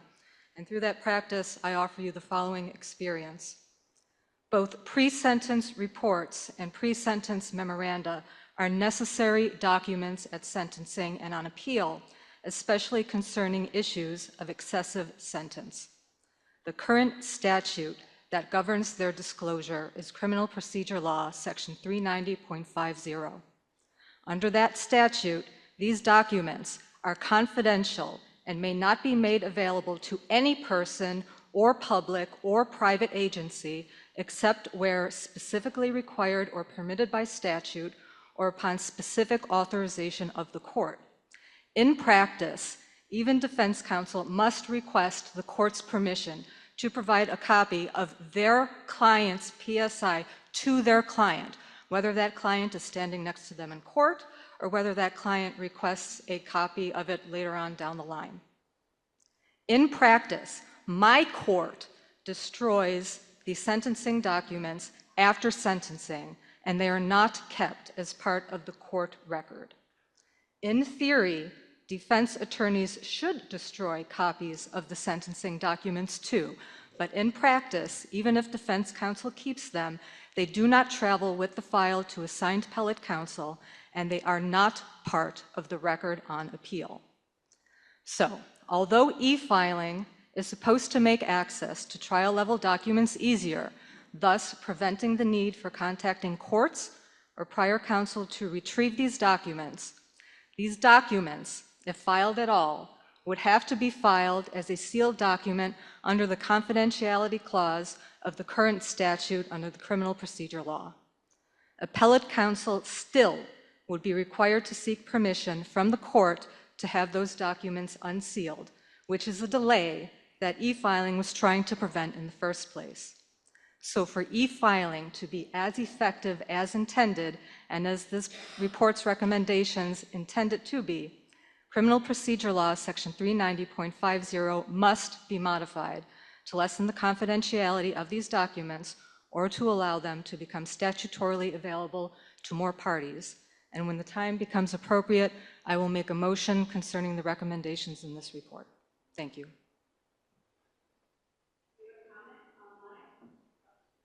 Sorry, we have a comment. I'm sorry. We also have a comment online. I'm going to take that first, if you don't mind.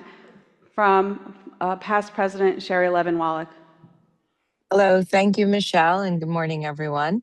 I want to say first that I fully support Leah Nortowski's statements regarding the pre-sentence reports, and at the appropriate time, I will second her motion in that regard. The second point I want to make is while I fully support this report, I think e-filing is so necessary in the criminal courts. I support and endorse the criminal justice section's support of it as well. I want to point out that what we don't have still is the ability to have e-filing in the justice courts. And without e-filing in the justice courts, there are 1,200 of them in our state, there will not be a complete record. And so while we are bringing e-filing to the county courts, and my understanding is it'll be post-indictment or at very close to indictment stages, that at that point, you still don't have electronic files for everything that has happened in the justice court before. And the justice courts, for all cases that are not a city court case or an OCA case, all criminal cases outside of the city of New York start in the justice courts, sorry, with the exception of Long Island. So I would urge this body to take the next step once we adopt, which I anticipate we will, this motion, to further this study and come back with another report that will support and endorse the justice courts getting e-filing in place as soon as possible so that we have complete records. Thank you. Yes.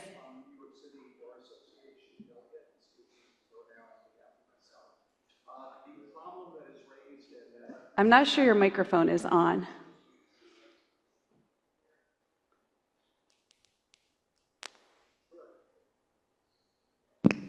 Okay. There we go. Sorry. Thank you. I'll start again quickly. Bart Eagle, I'm a New York City Bar Association delegate to the House. I'm speaking on behalf of myself, not on behalf of City Bar. The problem that this report and proposal addresses is very important. There's no question about that. I will say, though, that there was a discussion of this proposal at City Bar's Council of Judicial Administration this past week. The council is comprised of judges, federal and state, and lawyers. The concern that was raised, and it was really raised by an attorney whose practice is primarily criminal, was that this would require the filing of documents that in other situations might eventually be sealed. There are cases that are where cases are dismissed and the record is supposed to be sealed. There are other cases where criminal defendants are acquitted after trial. The concern is that once it is e-filed, you can't put the genie back in the bottle. So the question is, does this proposal address that concern? Is there a way to address that concern if it does not? I would point out that in civil matters, and I'm not a criminal attorney, getting a document submitted and sealed in NYSEF is a very, very high bar. So is there a way to address that concern if it is a real concern? Thank you. As that appears to be our last comment, I'm going to ask, I'm sorry? Oh, I'm sorry, we have one more comment before we put the questions to our presenters. Vince Bizard is on the line, I believe. Press that with the. Okay. Am I on? Yes, we can hear you. Thank you. All right. I'm Vince Bizard, past president of the New York Bar. Thank you for pronouncing my name correctly. I'm concerned. I want to raise 2 points. One, I urge adoption of this report as written, but I also urge that it be treated with urgency and priority because of the importance of it. I was a civil appellate lawyer for many years, and then when I retired from my firm, I started doing criminal appeals for the Monroe County Public Defender. And I was struck by the obstacles that are placed in front of getting a criminal appeal argued, such as first waiting for the transcript for, as the chair said, months or years. And before you have the transcript, you can't do anything. And then once the transcript comes, you got to figure out what the exhibits are that you need. At least in Monroe County, the DA wants you to tell them what exhibits you need. Well, you don't know till you've read the transcript, or you don't have the transcript. But once you have the transcript, then you have to make the review, and then ask for them, and at their mercy, get them when they get to it. And they're cooperative, but all this takes time, and exhibits are missing, and the motions are missing, and the whole thing is delayed because of administrative problems. And the point to bear in mind is that we're talking about issues of imprisonment. We're not talking about civil appeals where I work, which are primarily for money. You can wait for your money, but if somebody's sitting in prison and should not be, then we should treat appeals at least as expeditiously as we do in civil cases. And on the transcript exhibit issue, I had a great case, I thought, on identification of my client. The witnesses were shaky from the transcript. It looked good, and I was doing research on what constitutes identification and whether this was proper. But I didn't have the videos or the capacity to play them. So when I finally got the surveillance videos, they had videos of what purported to be my client walking into the house, which had been burglarized. So my whole identification point was down the drain and time was wasted. So this is so significant, balancing money against at least criminal defendants should have the same benefit. And I urge it to be adopted, and I urge that it be not just put on a shelf, but treated with priority and urgency. Thank you. Thank you, Past President Bizard. With hearing that there are no other comments, I'm going to turn this back over to Mr. Mascia and Ms. Tresmond for response. Thank you. And thank you for all of these comments. I'll just walk through sort of each one. In terms of confidentiality, it may not be explicitly stated in the report, but the committee contemplated that NYSIF access for criminal cases would not be publicly available the way they are in civil cases. We didn't put that in the report, but that's the committee's understanding, is that, a criminal case put on NYSIF would not be searchable and available to everyone, to the public. We could certainly, in working with the courts and to implement this proposal, if that happens, we would certainly make that clear. The other two issues in terms of the pre-sentence reports, we did not consider, and the report is really agnostic on the confidentiality statute. It's certainly something that we would be willing to take up if the House and the Executive Committee thinks that that's a worthwhile endeavor. It certainly seems that the proposals that we've made would be more effectual if there was a statutory change there, but it's just not something that the committee voted on, so I can't really speak for that, but I think I can speak for my colleagues when I say that we would be willing to take that up and to help streamline the process. In terms of justice courts' access to NYSIF, that was not something that was considered, but again, it's certainly something that we would be willing to consider given the practical reasons that were raised here today. It's certainly something that seems sensible on its face, but again, that's not something this report was focused pretty narrowly, on the topics that are there, because this is a major issue and there's multifaceted reasons for delays, and these are just sort of two potential options that could that could speed things up, and is not necessarily meant as a as a silver bullet that would immediately fix all the problems. If this report's passed and starts to be implemented, that would just be the beginning of the work, not the end. Erin, do you have anything that you'd like to add? Just briefly. So thank you first off to Mr. Cohn for his comments and to the criminal justice section. And as to Ms. Nortowski's and to Ms. Wallett's comments about the PSIs, we envision that the rule change for the order of assignment will partially remediate the problem that we have right now. The problem that I run into sometimes with select counties is that if I try to give the probation department the order of assignment, which is sufficient in most cases and obviates the need for a motion, they might come back and say, well, it doesn't technically say the PSI in it, so go ahead and do that order to unseal it. So hopefully the rule change or actually the order of assignment change will fix that issue. Now, the other concern, which was partly brought up by members of the New York City Bar for confidentiality, is NISF cases, at least at the Appellate Division 4th Department, are closed off to anyone unless they are parties to that proceeding. So when the PSI gets filed on NISF at the 4th Department, no one else can access that. There are also options on NISF to mark something as sealed, and there have been instances where it's quite easy to contact the clerk's office if there is, for example, a protective order that's issued in the case halfway through. That could feasibly be given for a change on NISF to mark it as sealed in the future.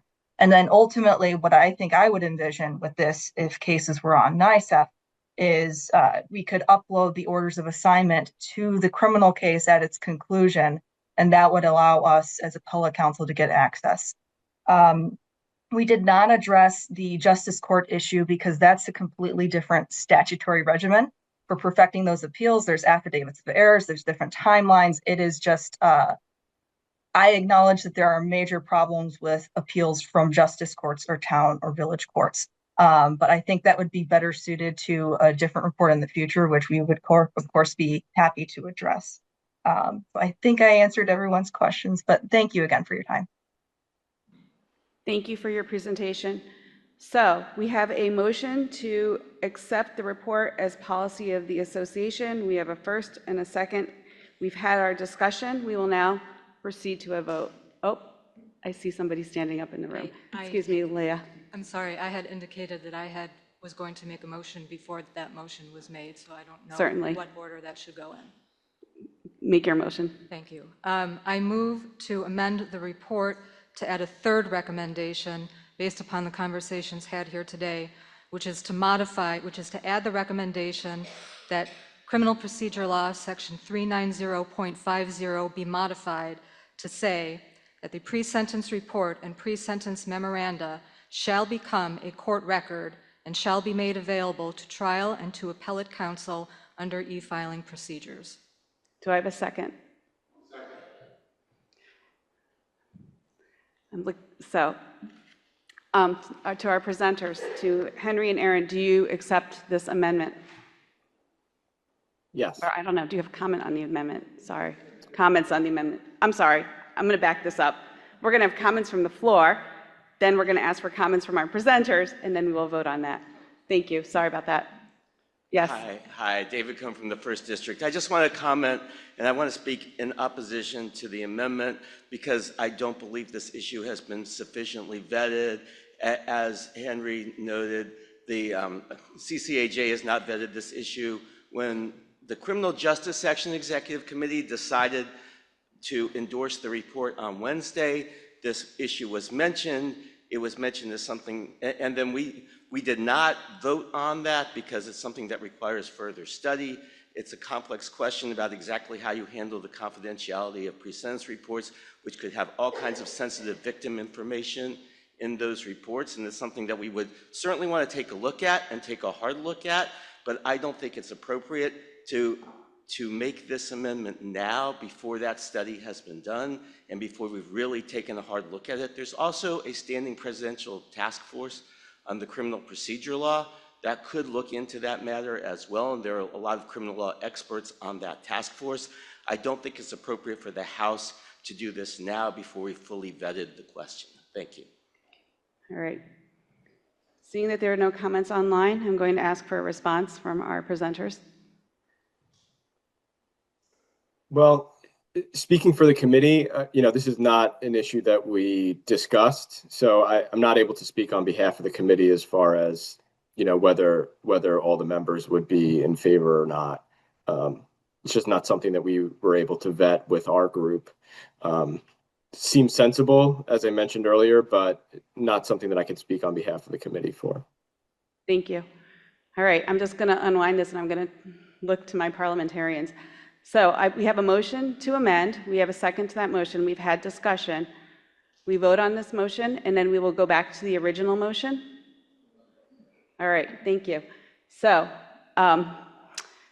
we're going to queue up the online voting on the motion to amend. All those in favor of amendment of the motion as presented, please say aye. Aye. All those against? Nay. It's a hearing test in here, guys. All right, we're going to have you stand if you are an aye. Sorry.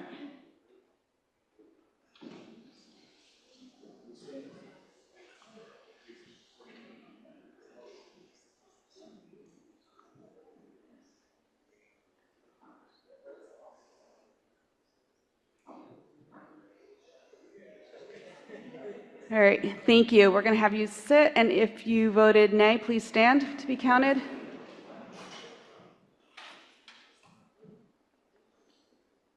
All right.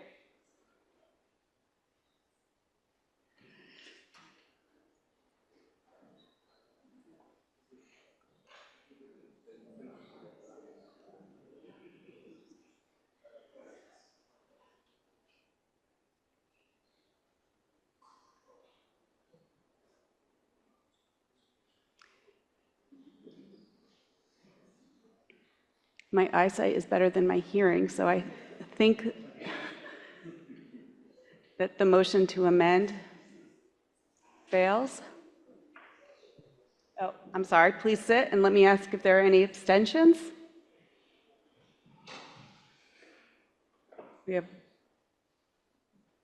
one abstention.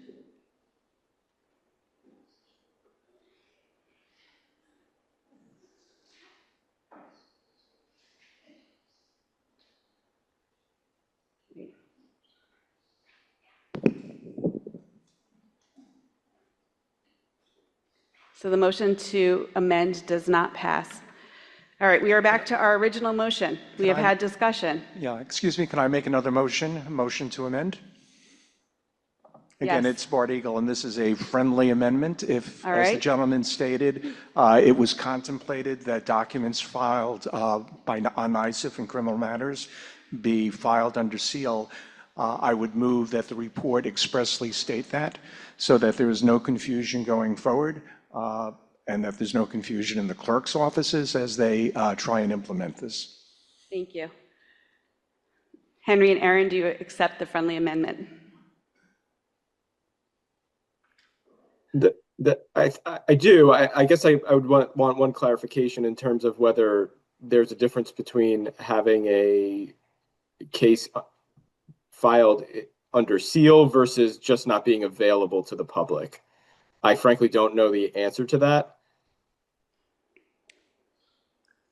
I think it would be different. So in criminal cases, it's not that every document is filed under seal. I mean, technically, you could go to the clerk's office right now, depending on the case, unless it's barred by Civil Rights Law 50B, and get copies of select documents, not including the PSI, not including things that are covered by protective orders.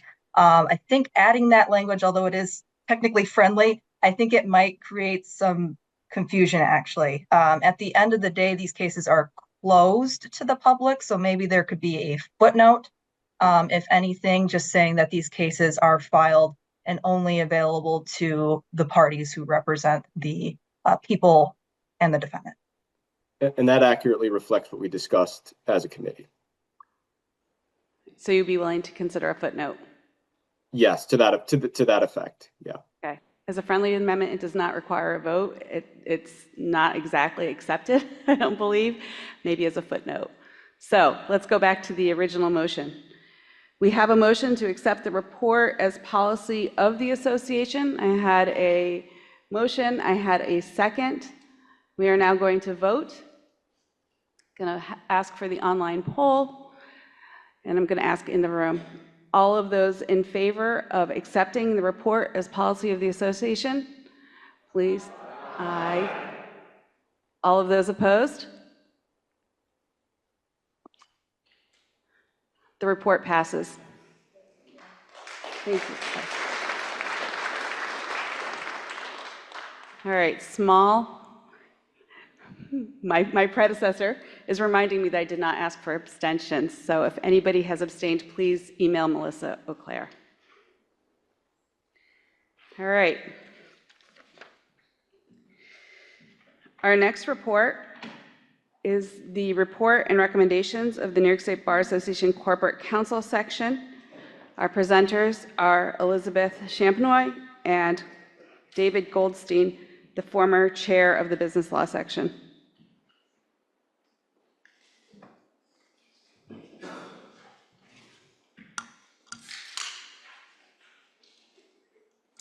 Good morning, and thank you for the opportunity to speak to you today. My name is Liz Shampnoi, and I'm current chair of the Corporate Counsel section. I have been chair for over 2 years and was previously chair for almost 2 terms.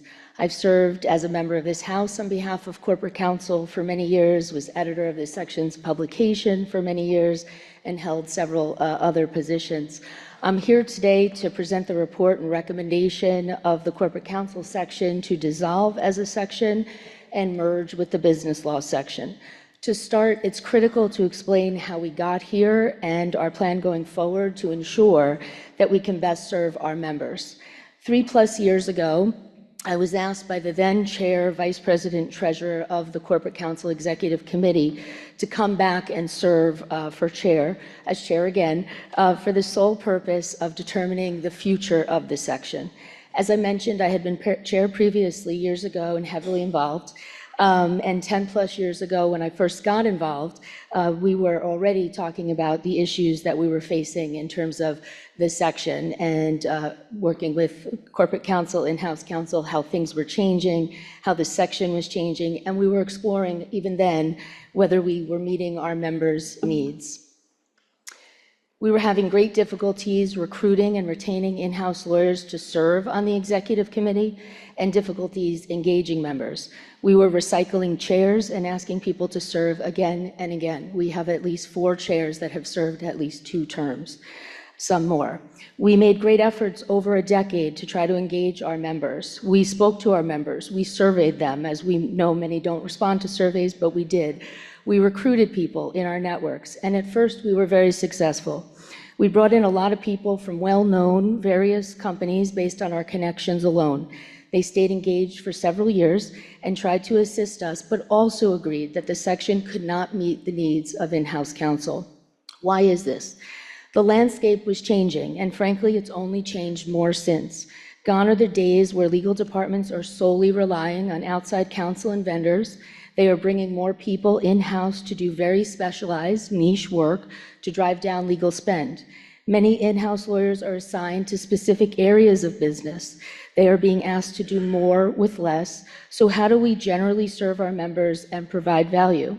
There are also many lawyers working at companies that are not serving in legal advisory roles, such as monitoring anti-money laundering, recruiting, CLE, business development, DEI, etc. And with respect to CLE, in-house counsel really didn't need CLE because they have plenty of firms and vendors providing CLE that is specifically tailored to their niche areas. And with respect to networking, it was very hard to get in-house lawyers to come out and network, but in the rare times that we did, they were surrounded by outside lawyers pitching them for business. So a quick note, which is okay, but they didn't like it. A quick note about our members: we are not exclusive to in-house. In fact, the majority of our members consist, we believe, of firm lawyers, and approximately 20% of people who choose to identify their roles as in-house in our report. So not everybody opts to identify their roles. In fact, we know that many in-house lawyers are not allowed to serve in any capacity as a representative of the company without great permission. So oftentimes it's just John Smith at gmail.com. So it's hard sometimes to tell who's who and what they're doing. But I can tell you that we have far more members, just looking at our roster, that are outside counsel than in-house.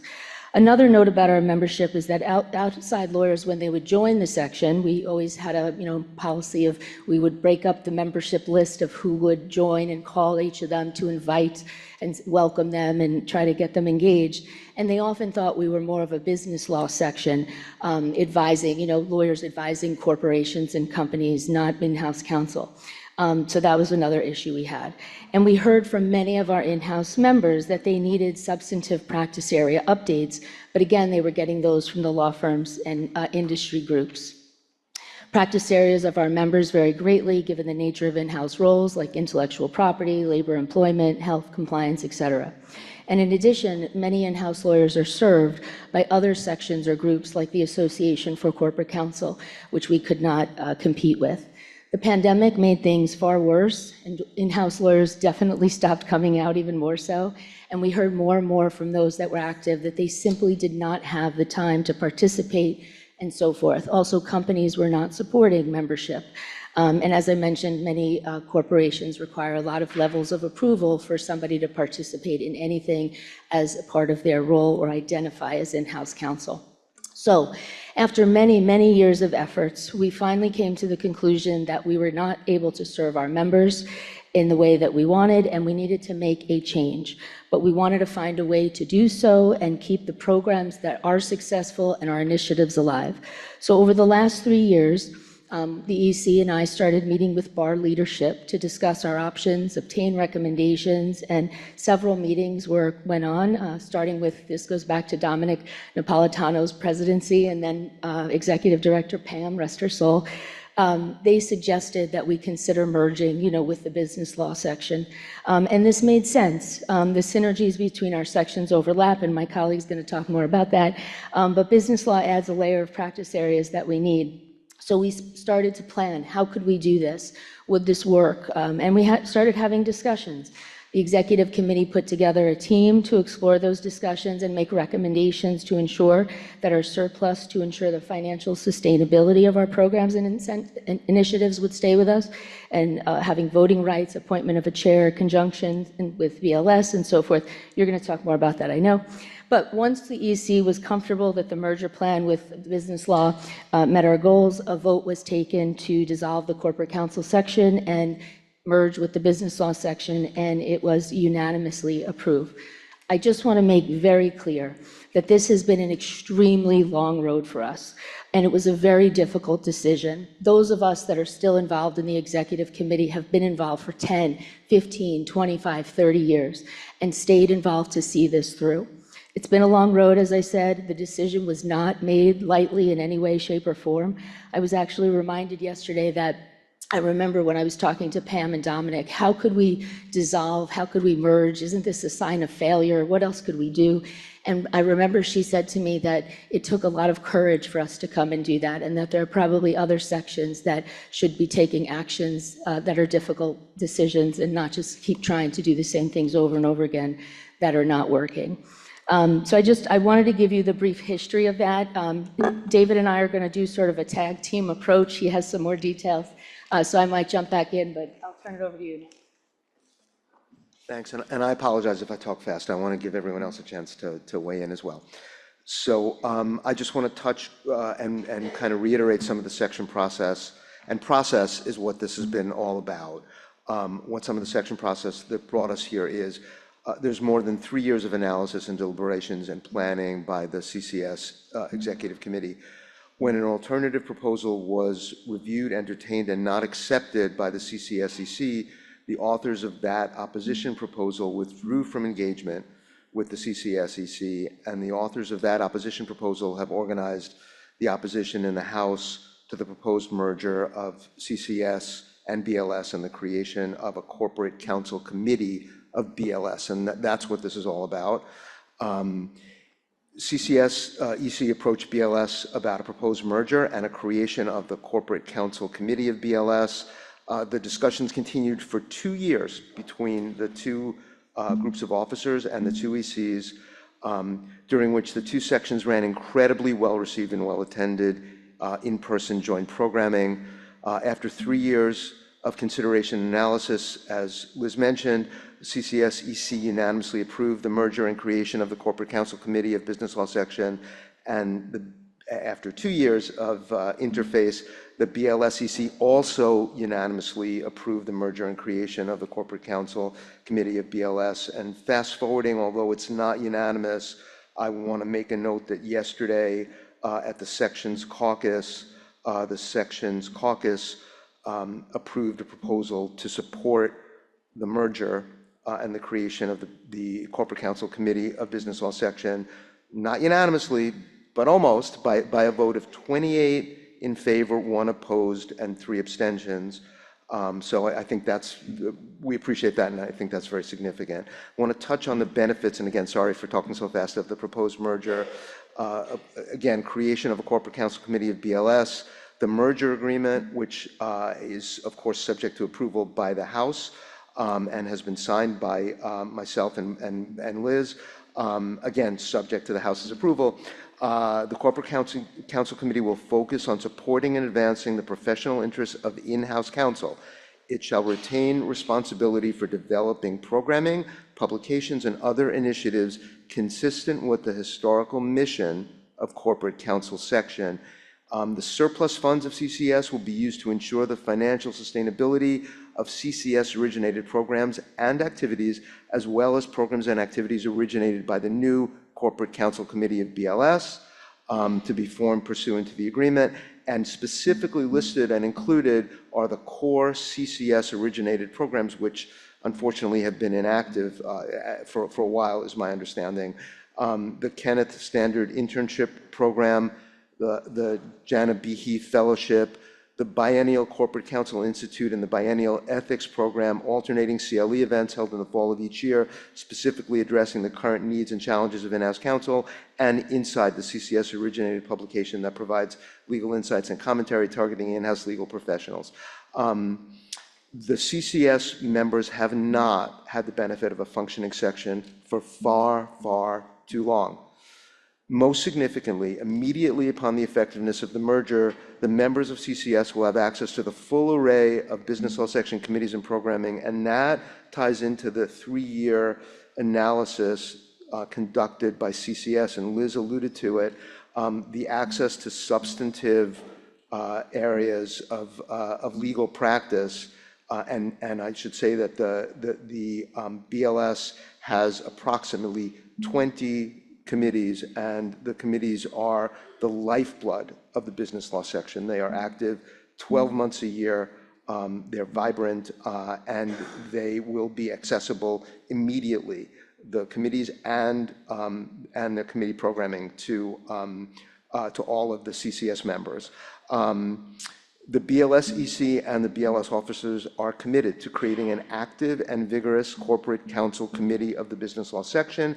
Our next business law chair, after Luca Melchiona, who's the current chair, David Laluz is our incoming chair after Luca. He himself is in-house counsel.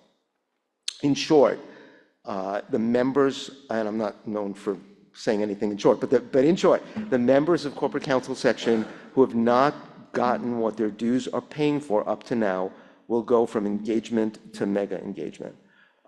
So do you want to? Yeah. Yep. I just want to say that in April I presented on this, and it was tabled because there was some concern that we needed to get some feedback from the members. So David and I sent a letter to our respective memberships telling them what was happening and asking for feedback. A specific email to the entire membership from NYSBA went out seeking feedback. That was the subject matter of the email alone. And then there was a weekly, the NYSBA weekly, it was also the top subject matter. And we got, I think, 24 responses, 16 in favor and 8 opposed. Those that are opposed are part of some former chairs of our section and or people who haven't been active for several years. Do I make a motion? I want to make a motion if that's okay. That's why do you want to say something else before we make the motion? Go ahead. I just see the time thing going. I just wanted to make a motion to approve the dissolution of the Corporate Counsel Section and merger of the business law, merger with the business law section. All right, we have a motion. We have a second. Is there any discussion? All right, I would also note that this agenda item was tabled so that members can be more aware of the proposed action. Communications to members are included in your materials, and the item is now presented again.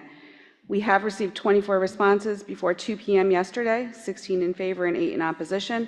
In addition, as noted, the Sections Caucus voted to endorse this, 28 votes in favor, 1 against, and 3 abstentions.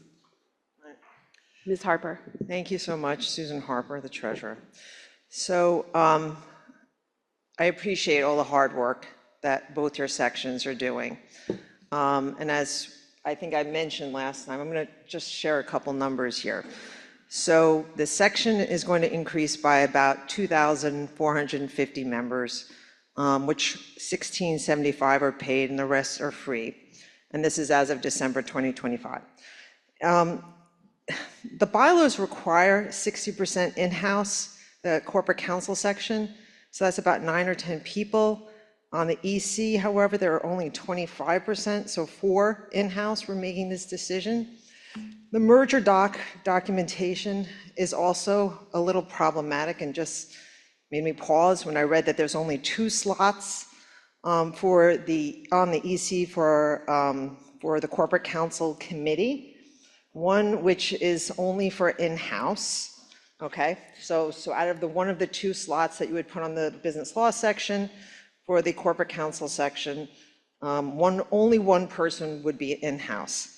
However, when you look at the numbers and you do the combination of both the sections, that comes out to about 6,644 individuals.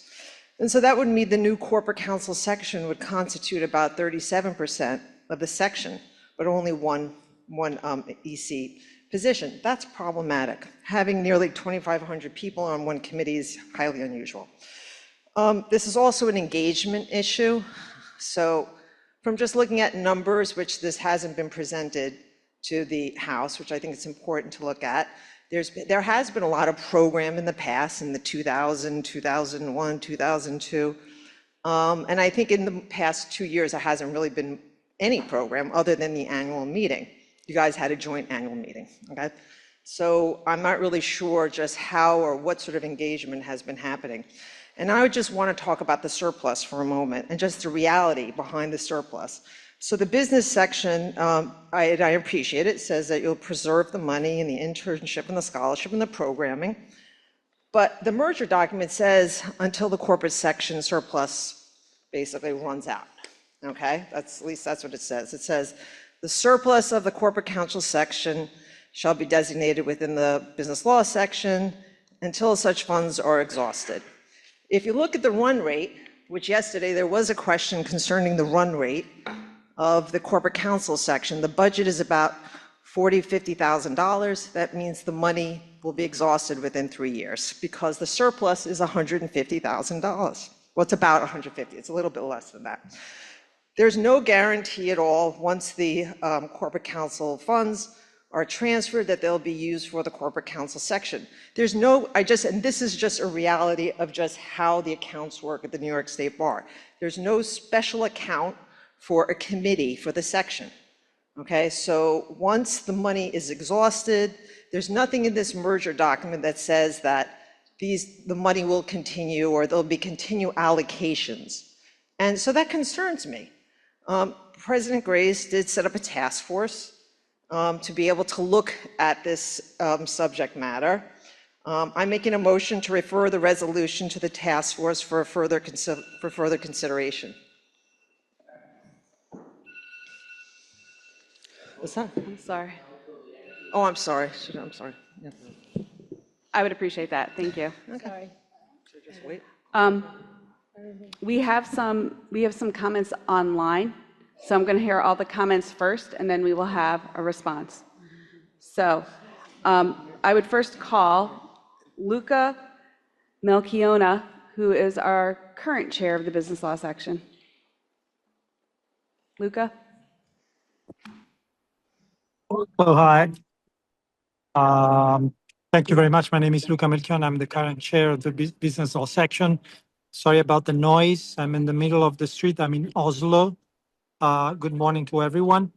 I support the merger between the two sections. I am aware about the prolonged inactivity of the Corporate Counsel section. We're happy as the business law section to join forces. I see this consolidation as an enhancement and empowerment of our members in any respect. I hear and I'm aware about discussions. I believe that we are in a position to multiply our forces and be way more helpful for our members in any respect. I hear about doubts or moments of uncertainties about future and especially about the use of money and the limits that are outside of the decisions within our sections. But I can tell you that this year we will try to do our best to open our house so that in-house attorneys will find a way to express themselves. We want them to preserve their identity and do whatever they can do to improve their position and to do more proactive in preserve their interests. I see this consolidation as something positive, must be harmonious.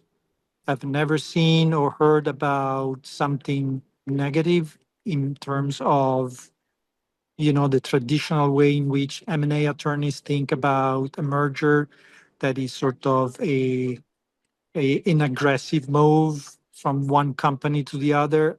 I don't think that this is at all the spirit and the approach of the two sections. I've always collaborated with members of the Corporate Counsel section, so I think that these will be extremely bright if we all work towards the same goal, that is the satisfaction of our members. And of course, I'll be happy to take questions, and I look I'm sorry, forward to there are no working. questions. Right now, the questions will be referred back to the speakers. Thank you. Thank you very Thank you. much. Thanks. Thanks. Thank you for Thank you. tuning in from Oslo. We very much appreciate it. Thank you. All right, Drew, I'm going to call on you next, and I'm going to rotate between in-person and online. So, thank you, Drew Jaglom. I'm a former chair of the business law section, a former chair of the international section, and a former chair of the sections caucus. I speak on my own behalf, but informed by that experience. I think this merger is a good thing for both sections and for the association. I credit President Grays for the formation of the task force on corporate counsel engagement, and I think that's an important move. But in the meantime, it's important that we engage corporate counsel now. The corporate counsel section, despite diligent efforts by some very dedicated people, has been unsuccessful in moving forward, except to the extent that it has worked with the business law section on joint programming. Corporate counsel, by definition, are business lawyers. There's a great deal of commonality here. I hear the concerns that Susan Harper expressed about guarantees going forward once the surplus is used up. I would invite you to become an active member of the business law section and see how active those committees are. I've been involved in many sections. I don't know of any section with as many active committees producing CLE, having monthly meetings, having engaged participants on those committees. The business law section has done better than any that I know of getting its members who are not part of the executive committee involved in active committees. And I have no question that the same thing will be true of the new Corporate Counsel Committee. And I think it's important that we move that forward and get programming actively involved. Ken Standard his whole family were good friends of mine. I've traveled with them on the international section trips. I've walked the Great Wall and gone to Machu Picchu with Ken Standard. And I think it's critically important that those fellowships, internships continue, and we ought to get that moving again as well. None of this prevents continuing efforts to engage corporate counsel and finding new ways to do it, and we should be doing that, but that shouldn't keep this from going forward. Thank you. Thank you for your comments. Next, I'm going to call on Barry Skidelsky, who is online.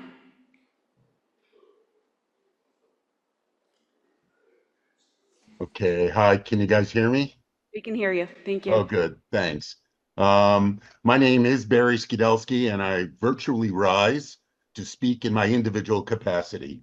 I oppose a House of Delegates vote and approval now on the proposed merger of the Corporate Counsel and Business Law sections, in effect, to dissolve the Corporate Counsel section and make it a committee of the Business Law section, which I understand is a reversal of direction when a committee becomes a section, as happened with women in law.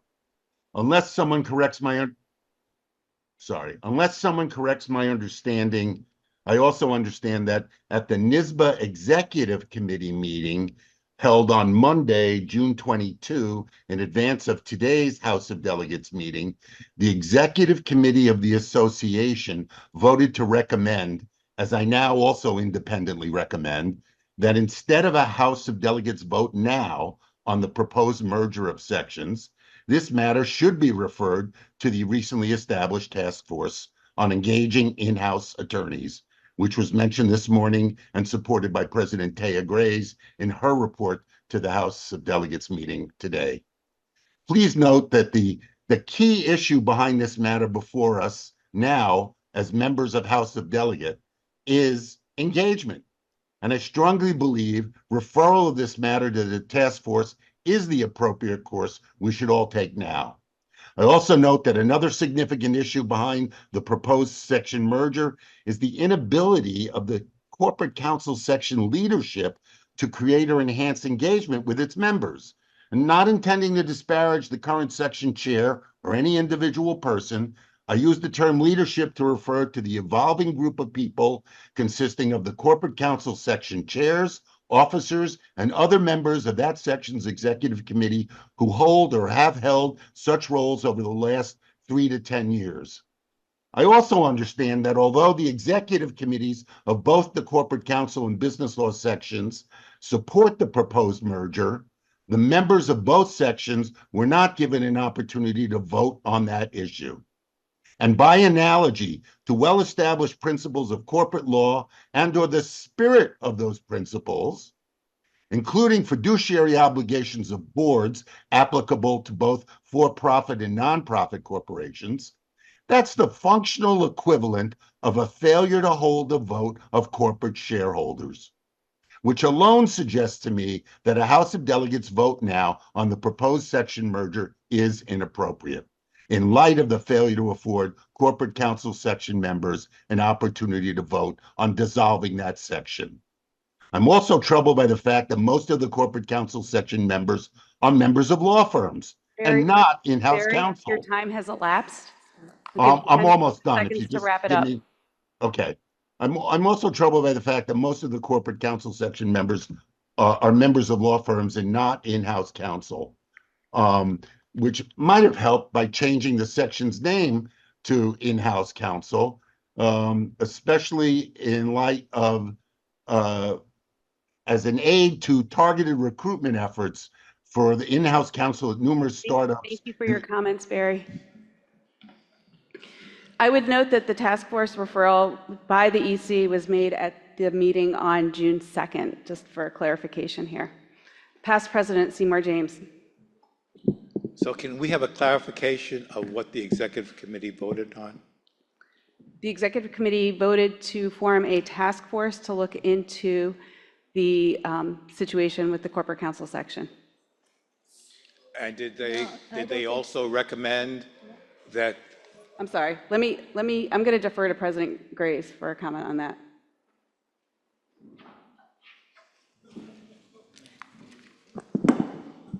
For clarification purposes, on June 2nd, the executive committee removed from the table, because they had tabled the motion as well, as the House did. It was removed from the table, and after it was removed from the table, it was referred to the task force for review. Prior to that, the executive committee did approve, as I said during my remarks, the creation of a task force to look at the engagement of in-house counsel. So the first step was created the task force. After that was done, there was a question about could the resolution be referred to this task force. In order to do that, it needed to be removed from the table. That was done. And then it was referred, and all those measures were approved. Thank you. Thank you. Thank you for the clarification. I'm sorry, I did not catch the question the same way that you did. Past President James, please. Seymour James, past president. One of the things that the president has talked about is membership sustainability. I think in-house attorneys are a significant segment of lawyers in New York, and we should seek to maintain and expand their membership in the association. The task force and in-house engagement, one of the objectives, which was mentioned earlier today, was to strengthen the connection between in-house counsel and the state bar. It seems to me that we ought to give that task force the opportunity to seek to engage members in the former members of the corporate counsel section and those who are in-house counsel, to get them involved in the association and maybe revitalize the corporate counsel section. Treasurer Harper said there had been some difficulty with the corporate counsel section engaging people from the in-house community. This task force, their sole objective, or one of their main objectives, would be to make sure that they get that engagement. I believe it would be short-sighted to dissolve the corporate counsel section at this time when there is a group which has been appointed by President Graves to examine the relationship between in-house counsel and the state bar and to seek to engage them and get them more involved in the state bar. So I would oppose the resolution to dissolve the corporate counsel section. And I think the issue, as the executive committee did, what we should do is refer this issue to the task force for their study and recommendation. Thank you. Online, we have Sherry Levin-Wallach, next in the queue. Hello again, past President Sherry Levin-Wallach. I rise in opposition to the adoption of this merger and the motion to merge. I echo what Susan Harper said, and I call our attention to the specifics that she gave us. This is not a ripe issue for the House of Delegates at this time. As was indicated both by our treasurer, Susan Harper, and past President James, and our president, Theo Graves, the executive committee took this matter off the table and referred it to a task force. There is no report that comes along with this motion today. All we have are a list of emails. It is tradition that this body accept a report. And I want to mention the fact that by merging these two sections, we will in essence be dissolving a very important section of this association, and that is the end of that. And I think it's a very big move for us to make, because to get a section, or I should say to involve or create a new section, is a big effort. And so why we would rush to dissolve a section when we have a task force ready, and when we clearly don't have fair and equal guidelines for the merger, as our treasurer indicated, would be misguided for this group to do at this time. The last point I want to make is this. As was mentioned in the report, times have changed, and this section was a result, suffered from some of those times, COVID, virtual, and the like. But now we have more in-house attorneys than ever. With the rise of technology, there are more corporations engaging more lawyers. And I personally have spent time in the rooms with those in-house counsel. And I disagree with the report because they are eager to get involved in the association as corporate counsel. And there's a body of attorneys out there that will reinvigorate this association and help bring us into the next level, into the future, which I know I talk about ad nauseum, but it is the truth. So I again urge this group to oppose the motion.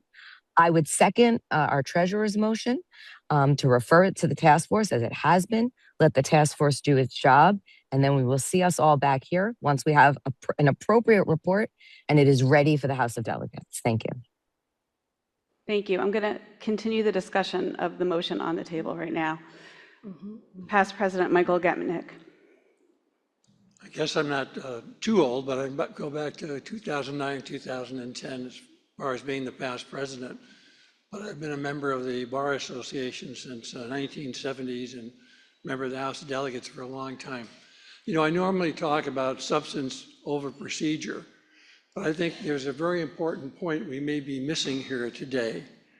In all that time, the reason why I gave you my past background, I don't remember a matter like this ever coming before the House of Delegates.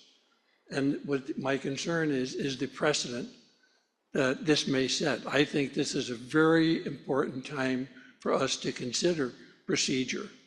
And I think the task force is in a position to do that. You know, this is very interesting to listen to the substance, but the way this is being done, in my opinion, is without any basis, without any foundation. We're about to take this House of Delegates and make a vote on something, and there's not a procedure really that's ever been set forth before. I think it's very important that the task force look into how we make this type of a situation to come about correctly. I don't think it's before us that way today. Thank you. Thank you for your comments. Online, we have Janine Gilbert next. Good morning. My name is Janine Gilbert, and I'm a delegate from the 1st Judicial District. I'm currently the Director of EEO and Workplace Culture for Con Edison. For the vast majority of my 29 years as a lawyer, I practiced in city government, so I'm new to the corporate counsel space. While I understand that this decision was not made rashly or lightly, I have 4 concerns that I'd like to voice, and then I'd like to second the motion to further table this decision. At the last meeting and again today, Treasurer Susan Harper noted that there were 2,451 members in the corporate counsel section, and about 1,600 that were paid and a number that were unpaid. It seems as though those members have not been consulted about the dissolution of this section, and that is very concerning. That's a significant number of people who this would impact, who seemingly have had no say. While I understand they've been relatively inactive these last several years, I'm curious whether, what efforts were made to pull them about this issue since the merger agreement and letter was sent to those members.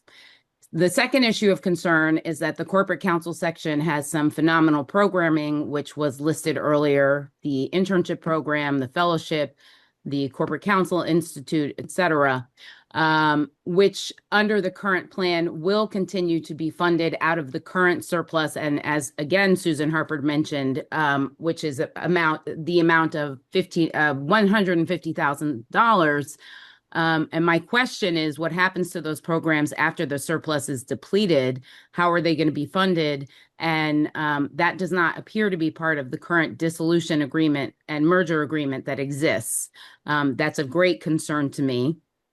The third issue is that while I'm sure the executive committees of both the corporate counsel and business law sections have the best intentions and have everyone's best interests in mind, and that this has been an extremely long and difficult road, I'm curious to see the report and documentation about what specifically they've done and what efforts they have made to engage the NISPA in-house community and those 2,451 members.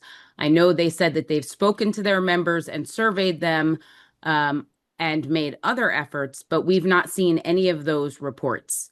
We've just heard about the 24 responses that they've received out of 2,451 members. That's a significant number who have not weighed in. What other forms of engagement were attempted? What other forms of service were requested by their members? I think that information should be provided to the House as part of our consideration of this significant decision. The fourth concern was the breakdown of the new governance structure of the executive committee of the BLS. You have 15 seconds. Okay, with only 2 slots reserved for corporate counsel and only 1 required to be in-house, as Susan Harper said, and I don't want to waste time because that's I'll rely on her comments. With that in mind, I second the motion that we table this motion to dissolve the section and refer this issue to the task force that has been created by the executive committee to engage in-house lawyers so that we can explore all of these issues. And as past President James said, give the task force a chance and opportunity to do the work and For your explore. comments. Thank you. Past President Michael Miller. Yes, I'm past President Michael Miller. I thought we had exhausted this topic last time.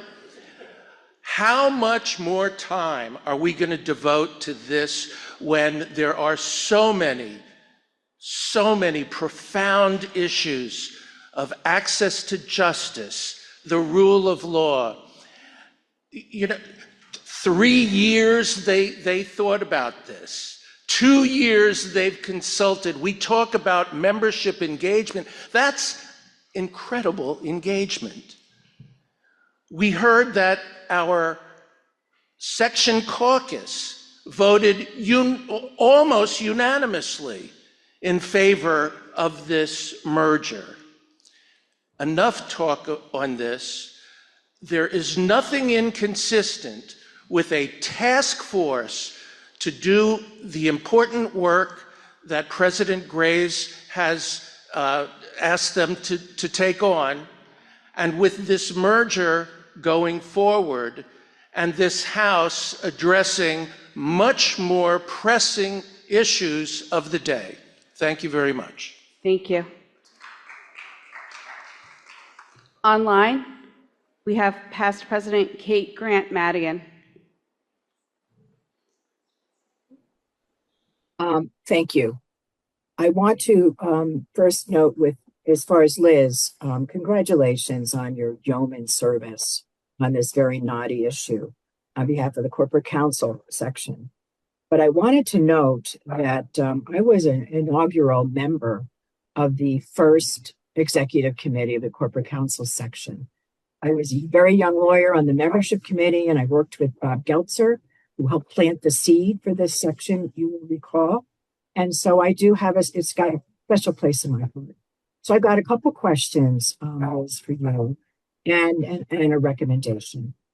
As has already been noted, as I learned today for the first time, that there had been a survey of the membership. So I've just a couple questions in that respect. What was done? When was it done? And did we work with an expert in terms of the crafting of the survey instrument, as well as distribution and efforts to get as good a response rate as possible? Were any focus groups held, such as having a meeting with the former chairs, maybe the younger lawyers focus group and senior lawyers in the mid-career, whether that had been considered? I also want to know whether or not there was consideration to just combining the names, because the corporate counsel section, with the number of members, there's surplus, the fact that it's a 50-year history, a very proud history. We shouldn't be making these changes lightly. But have you considered referring to it as the business law and corporate counsel section? It seems only fitting given the percentage of members that are going to be being brought over if it does pass at this meeting. I fully support referral to the task force, and I also recommend, because of the danger of our losing a significant portion of those 2,400 members, that you engage with the membership committee to have a comprehensive strategic retention plan. So you can retain those members. I have grave concerns about how that many lawyers can work on a committee. We don't permit our committees, our standing committees. We have a limitation on the number of members. Why? Because logistically, it just does not, I just don't see it working. Bottom line, I support the referral to the task force. And until such time as we receive an actual report from the task force, this should again be tabled. Thank you. Thank you for your comments. Immediate past president, Kathleen Sweet. Hi, is this on? Kathleen Sweet from Buffalo. I rise in support. I don't believe this should be as controversial as it has been portrayed. This has been a thoughtful, well-planned, long-standing, orderly, unanimously approved process by the executive committees of both sections. Corporate counsel will function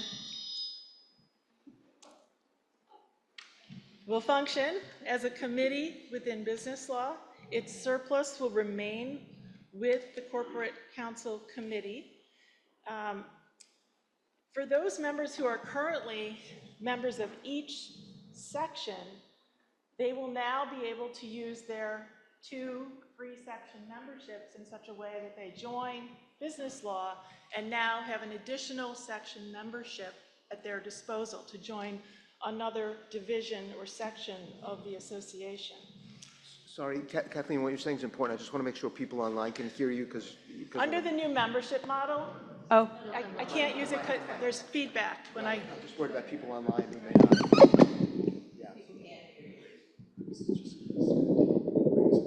I missed my rising podium. Thank you, Simeon. Is that better? Yes. Okay, under the new membership model, you'll all recall that members get 2 free section memberships.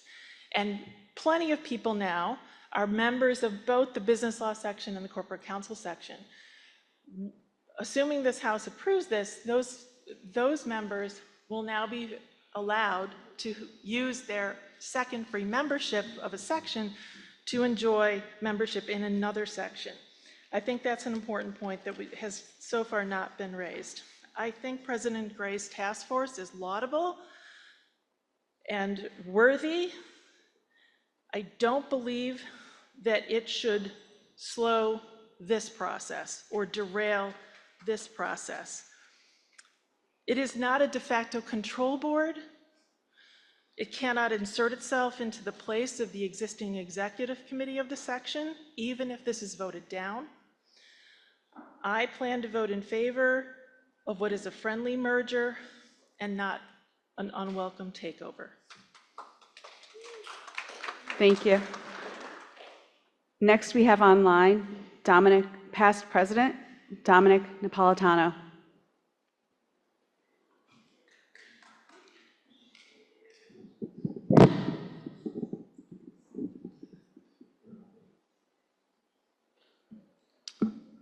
Past President Napolitano, are you able to comment? I'm going to come back to you. Online next, we have past President Richard Lewis.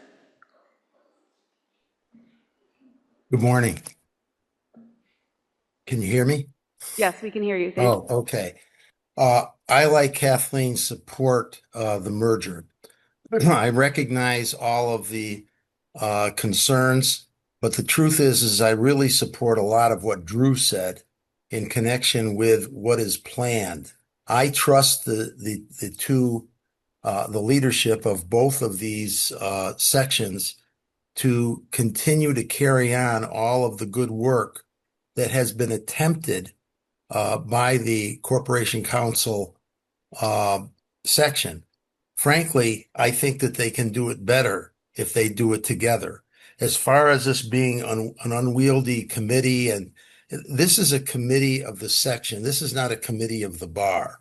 So they're going to choose their committees and their leadership in the same way that every other section does.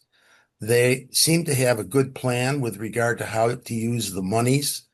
I think that their intent is to move forward with some of the great programs that can be sponsored here that will be beneficial to both sections or to the members of both sections. And by the way, there's a lot of overlap between those two sections.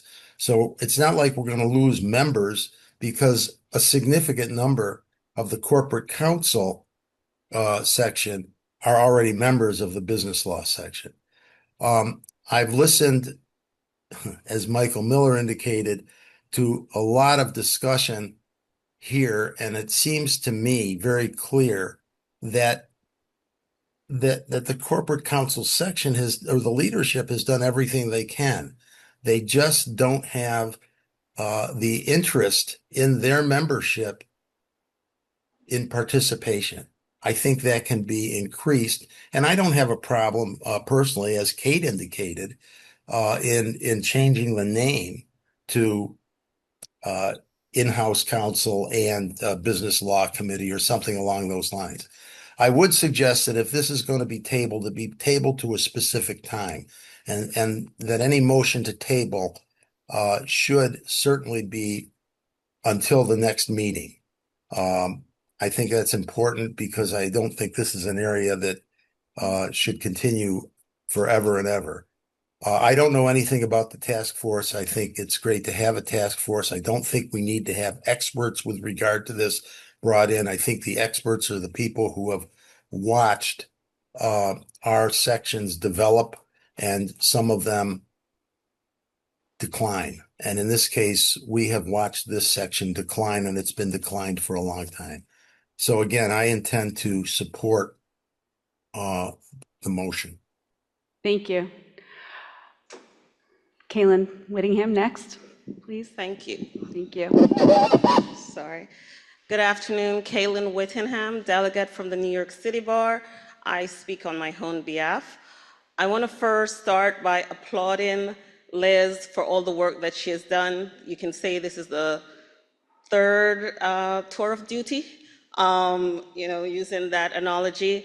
And I understand the work that goes into leading a section, leading a committee. I've been a bar leader for many years, and so I applaud you and I support you. I, however, stand in opposition, and for key reasons. As past President Miller said, we have exhausted this issue the last time we were here. That said, I find a critical flaw with us being here today. Specifically, the majority of the comments the last time was that the members weren't surveyed. In this instance, there were 3 emails sent. The first one coming, I believe, the end of May. What I found when I saw that email was a statement, not a question. There wasn't a question asked to the members of the section. In my opinion, if that question was asked, and there could have been simply 2 questions, should we dissolve, right? Versus the 25 comment, I can't guarantee anything, but I'm almost certain that we would have had a little more feedback with 2 questions. Should it be dissolved, 1, and 2, will you be active? Based on that, we could show up here today and give a report of what happened. As past President Gelnick said just now, I'm very concerned with the process and what precedent this will set. In the statement earlier, Liz stated when she went to others in leadership, one of the comments that were made is that others should, they wish others would do the same. It's key. If we set this precedent and others start doing the same, what will we have? I think we need a process. We don't have it. We don't have policy to do this, and then we should follow it. But had there been just those 2 questions, I would stand here in support, because I believe that that would be saying, that the chairs listened to what the House of Delegates said on the last occasion. I don't think it's too much to ask, to simply ask the members the questions. The members of the section, should we dissolve? A 2-question survey is not too much to ask. Thank you. Thank you. Thank you for your comments. We have Dominic Napolitano back online. Past President Dominic Napolitano. Can you hear me? I can hear you. We can hear you. All right. Dominic Napolitano, past president. Please excuse my appearance. I stand to rise in favor of the proposed merger of the corporate law section with the business law section. But before I speak to that issue, I want to commend Liz on her yeoman effort over the past 10 plus years in leading the corporate section in this endeavor. 2 years ago, a little bit more than 2 years ago, Liz approached me and Pam at an event in Manhattan. And we spoke about this, as she mentioned. And for the life of me, as past President Miller stated, I don't quite understand why, after all this time and all the effort that has been made to get this done, that it hasn't been done. And even today, we're debating whether it should be done. I've listened to the comments that have been made. I appreciate everyone's comments. But for the life of me, I have not yet heard not one iota of why or how this is not going to benefit the members. I just haven't. And trust me, I have paid attention because this is very important to me for a number of reasons. So I stand in favor of the merger. I think it's well overdue. I don't think that we need to procrastinate this any further because it serves no benefit to do so. Thank you very much. Thank you. All right, here's what we have. The motion to refer the resolution to the task force takes priority over the main motion. I'm sorry. Oh, there's another comment. I'm sorry. Ms. Sharkey. Hi, my name is Lauren Sharkey, and I am the delegate to the Trust and Estates section, and also speaking as a young lawyer chair, former chair, but also on my own behalf. I would just say I rise in support of your report. I agree with your comments, President Michael Miller, and I would say it as a former young lawyer. I feel like I'm a young lawyer forever, but it's a little discouraging to see that so much effort has gone into this presentation over a number of years, and everyone who it affects seems to agree and have put a lot of effort into it. And to see that a body that is not actively involved in it just has issues with the procedure is frustrating. I would like to see us move forward into the future, and I think other young lawyers would as well, to see that efforts that go rewarded, I guess. The other thing I would say is just from the T&E perspective, it's a very active section. I'm also a member of the elder law section, which is very active. They're different. They have a lot of involvement on both sides. However, in the future, if they decided to merge, I would like similar efforts to go into it and for my voice as a member of those two sections to be heard. So, thank you. Thank you. Point of information? Yes. I mean, I've heard a couple of people, including past President Getnick, say that we don't have a process. My understanding is that we do have a process and that this is it. But I would ask our general counsel just to make sure that the process is that the executive committees of the relevant sections take a position and make a proposal, and it comes to the House and the House votes, and that's exactly what we're doing here. And we're not inventing a process or avoiding a process, we're fulfilling a process. And I just want to make sure that that's accurate.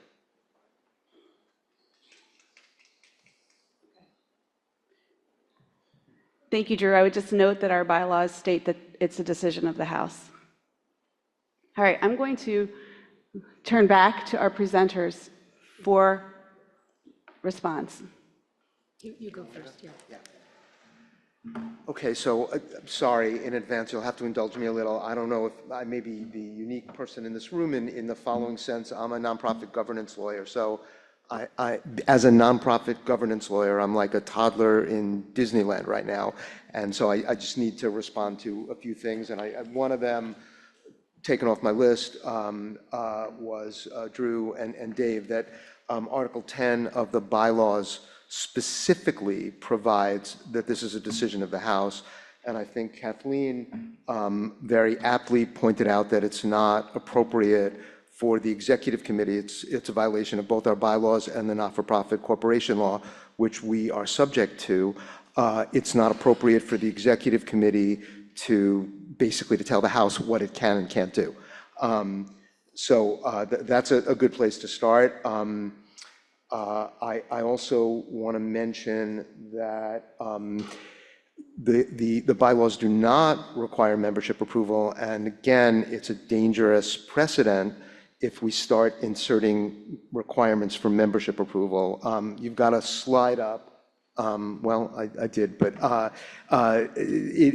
one of the questions I think talked about the process since the last House meeting. Our takeaway from the last House meeting wasn't go and survey the members. It was inform the members of the proposal, and that was done 3 times, 3 different ways. One, in a letter informing the members and requesting that they respond, and we did get a number of responses. A follow-up email was sent to the entire NYSBA membership, including the membership of both of our sections. And then in this week's NYSBA Weekly, which went to all the members by email, they were similarly informed, and all of the 3 outreaches specifically and prominently requested feedback. And the NYSBA Weekly piece was the lead piece in NYSBA Weekly. I also want to respond to something that Susan raised. I have to say respectfully in a couple of respects that I think that the issue of how many members of the new Corporate Counsel Committee of the Business Law Section are going to be on the EC is a little bit of a red herring for the following reason. The EC bylaws provide that, the BLS bylaws, sorry, provide that every committee has 2 representatives on the EC. So that provision mirrors the bylaws, and having been on the EC for quite some time now, when I'm at the EC, I've got in-house lawyers to the left of me and in-house lawyers to the right of me. I'm surrounded by in-house lawyers. So as I mentioned, David Laluz, who's the incoming chair, is an in-house lawyer. Sarah Jessica Parker, just off the top of my head, there are a bunch of others, who's a former chair of the Business Law Section, also an in-house lawyer. So it's not just that one slot that's formally, technically reserved to in-house lawyers. There's never been a time in the numerous years now that I've been on the Business Law Section EC that there wasn't a bunch of in-house lawyers on the Business Law Section EC. So that's important. And then I really need to talk about the task force because that's been referred to a lot here. And so a couple of things there, and I'm going to quote a couple of things. So President Grays mentioned that the purpose of the task force, based on the EC's action of June 2nd, was to look at the engagement of in-house counsel by NYSBA. I think that's a great idea. But I looked at the minutes of June 2nd, and it says more than that. And what it says is very significant. It says that the in-house counsel engagement task force is dedicated to understanding the unique professional needs and barriers faced by in-house attorneys. That's good. If it stopped there, I wouldn't be raising it. And to developing targeted programming, resources, and community building initiatives that make Bar Association membership meaningful, relevant, and valuable for corporate counsel. Now, when you look at the merger agreement, interestingly, it says that the new Corporate Counsel Committee of the Business Law Section shall retain responsibility for developing, same verb, programming, publications, and other initiatives, same word, consistent with the historical mission of the Corporate Counsel section. So when I look at those things, I see the task force as actually seeking to supplant the Corporate Counsel section EC, and also in the effort to not allow the House to vote on this and refer it to the task force only, to supplant the House that has the affirmative responsibility to do this under the bylaws. And I think that's very significant. And then I think, for me, most significantly, the biggest issue I have with the task force, a letter that the task force sent on June 16th has been forwarded to me, and I need to quote from that. I want to point out that, with the exception of Liz, who was added after June 2nd to the task force, it's my impression that pretty much everyone on the task force is actively opposed to the dissolution of the Corporate Counsel section and the merger with the Business Law section. And so there was, this was forwarded to me June 16th from the task force, not to me, again, it was forwarded to me. The task force says, "We would appreciate hearing your perspective on the importance of maintaining the Corporate Counsel section as a standalone section." Doesn't say we're looking at how to engage Corporate Counsel. We want your perspective on how to maintain it as a standalone section. We want you to submit a letter in support addressing such topics as the importance of having a section dedicated exclusively to in-house counsel, and to meeting the unique needs of corporate counsel that are best served through a standalone section. Please let me know if you'd be willing to provide a letter of support. So, I unfortunately, I'm going to be, painfully honest. I see the task force soliciting support for a partisan position and not acting as a fair and neutral arbiter and decision maker. So I have a problem with referring this to the task force, because I think we know where that's going to go, because in my view, the task force is advancing a preordained conclusion, which is basically to kill the merger. So I think that's really, I think these are points that we have to keep in mind as we consider this, and I'll go back to Liz.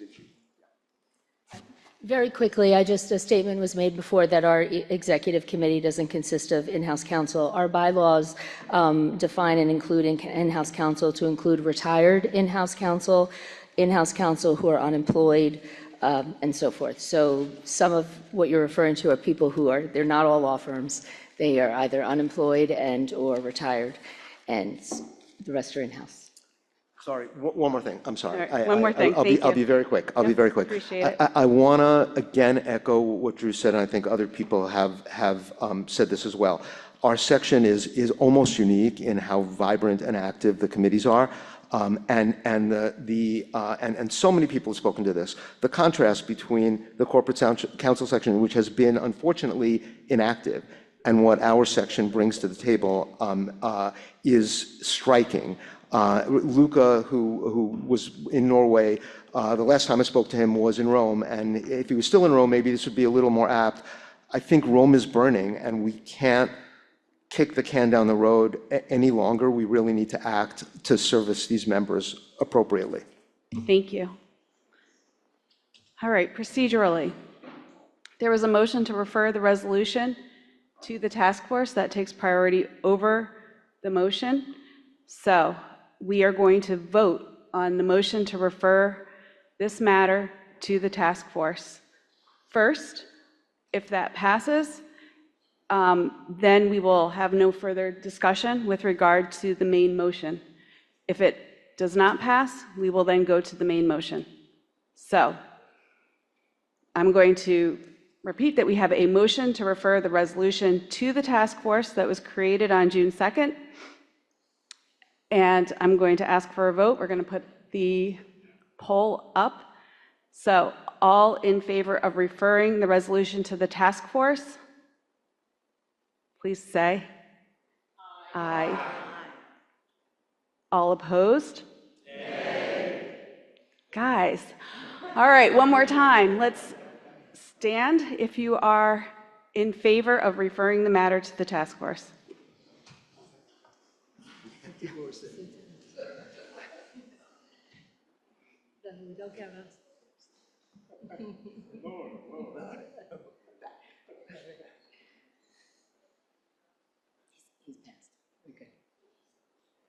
Yeah, we're good. And on this side.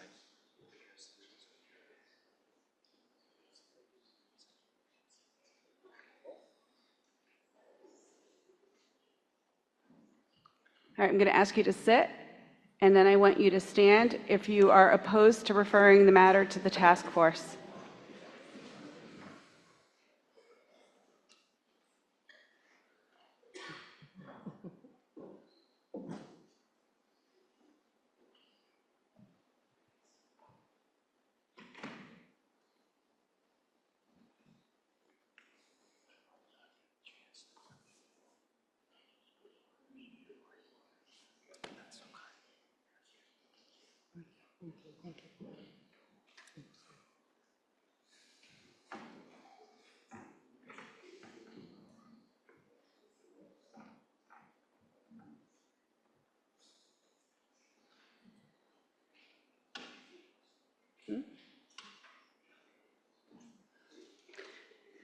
We have 46 votes in favor of referring to the task force and 88 opposed. The motion fails.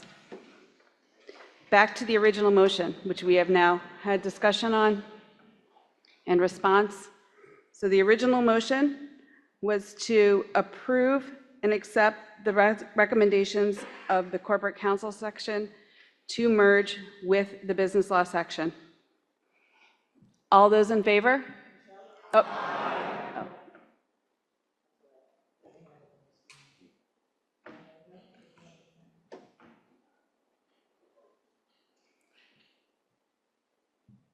All those in favor?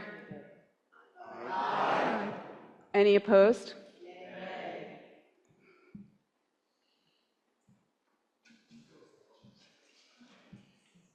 I think the ayes have it.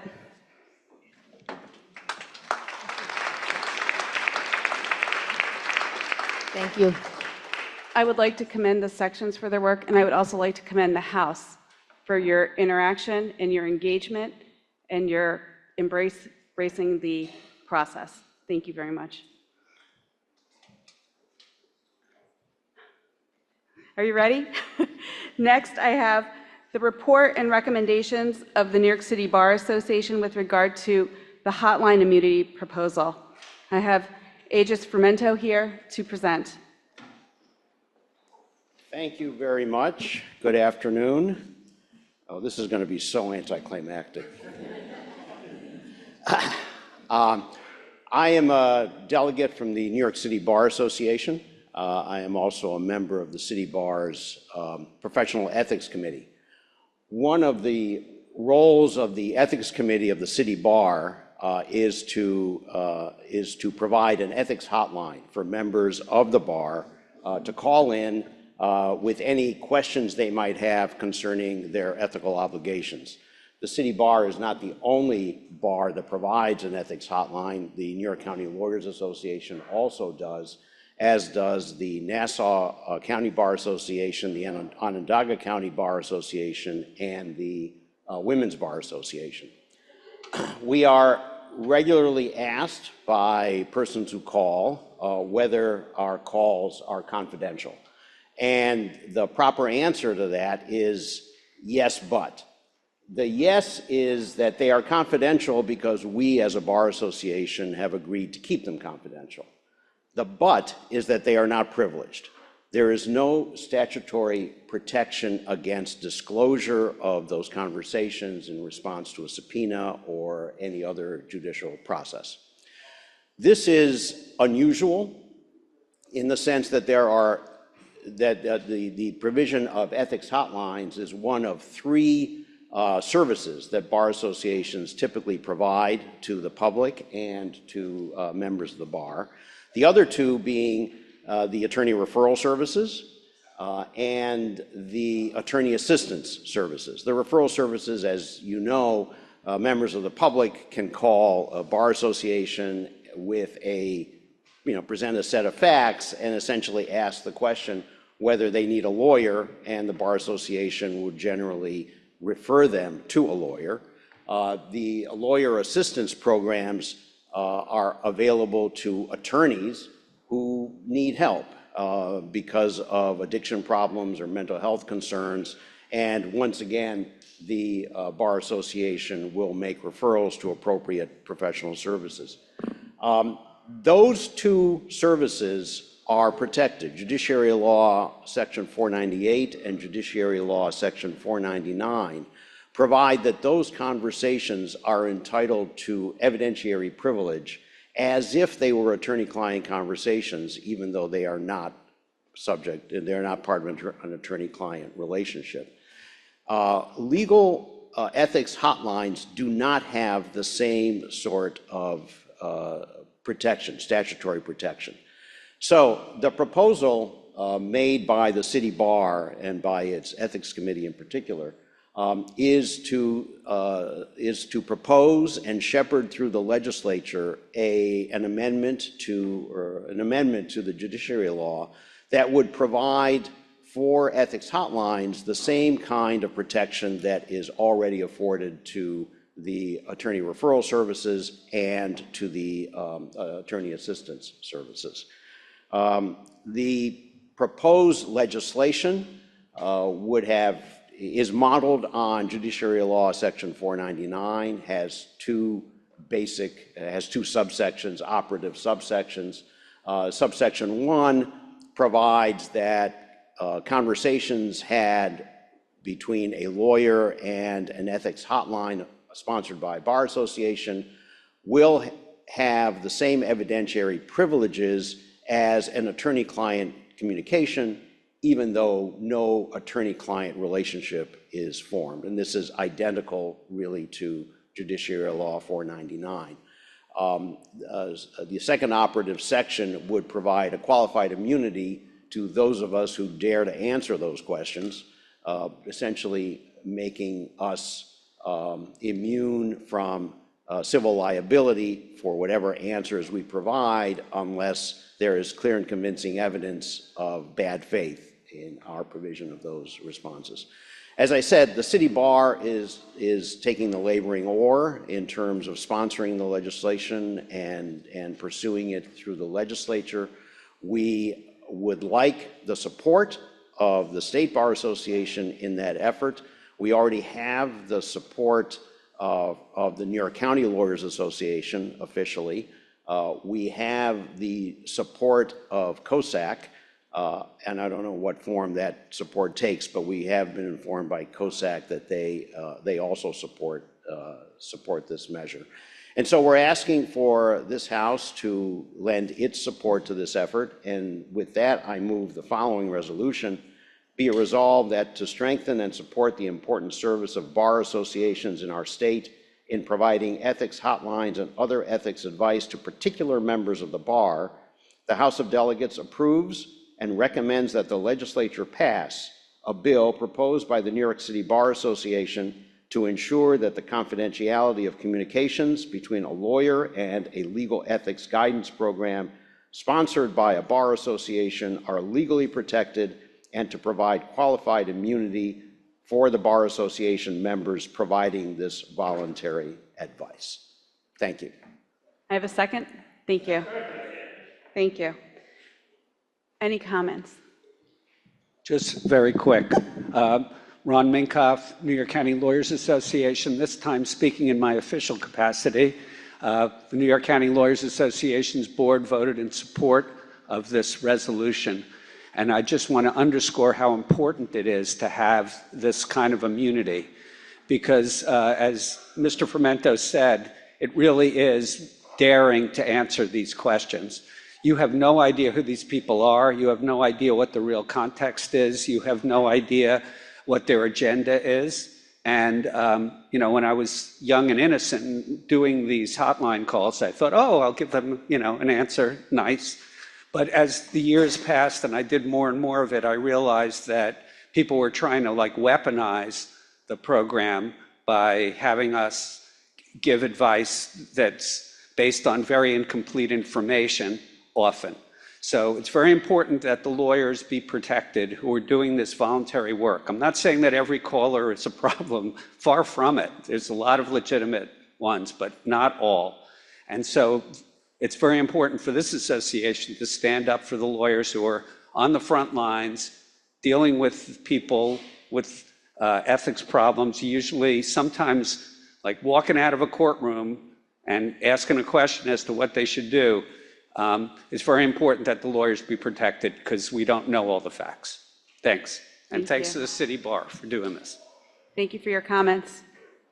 All right, we had a motion to approve or to recommend that the association, that we accept the report and recommendations as policy of the association. We had a second. We've had comments. All in favor? Any opposed? Online? Thank you. Oh, online. I'm sorry. We're waiting for online. And also, any abstentions?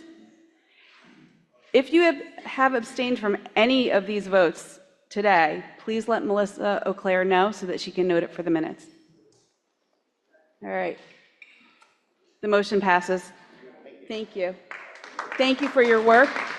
And thank you to the members of your committee for the time that you volunteer staffing the hotline. Very much appreciated. All right, we already had the report of the young lawyers. We are up to the report of the New York Bar Foundation. Judge Chambers. So good afternoon, everyone. Do you agree with me that we need to lighten the mood just a little bit? Just a little bit. You know, as an appellate court judge, you know, people move from the trial courts and then they go to the appellate division. And as a trial court judge, you make decisions by yourself. But as an appellate court judge, you always have to make decisions with other people. I would be dishonest with you if I told you it's always calm. But one of the things that we do is we make sure that we have collegial times together. So even when the decision is difficult, even when people have hard feelings, at the end of the day, we talk about our families, we talk about things that are important to us. And I think we ought to take a lesson from that.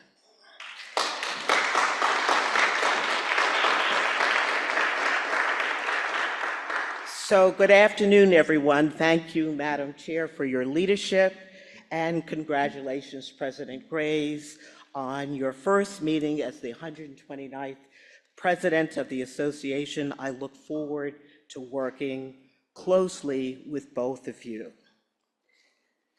So, I have to do this. Next slide.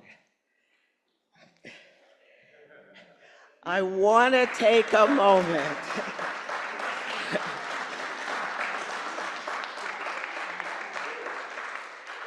to celebrate something that brought a lot of energy and pride to our community. How about those Knicks?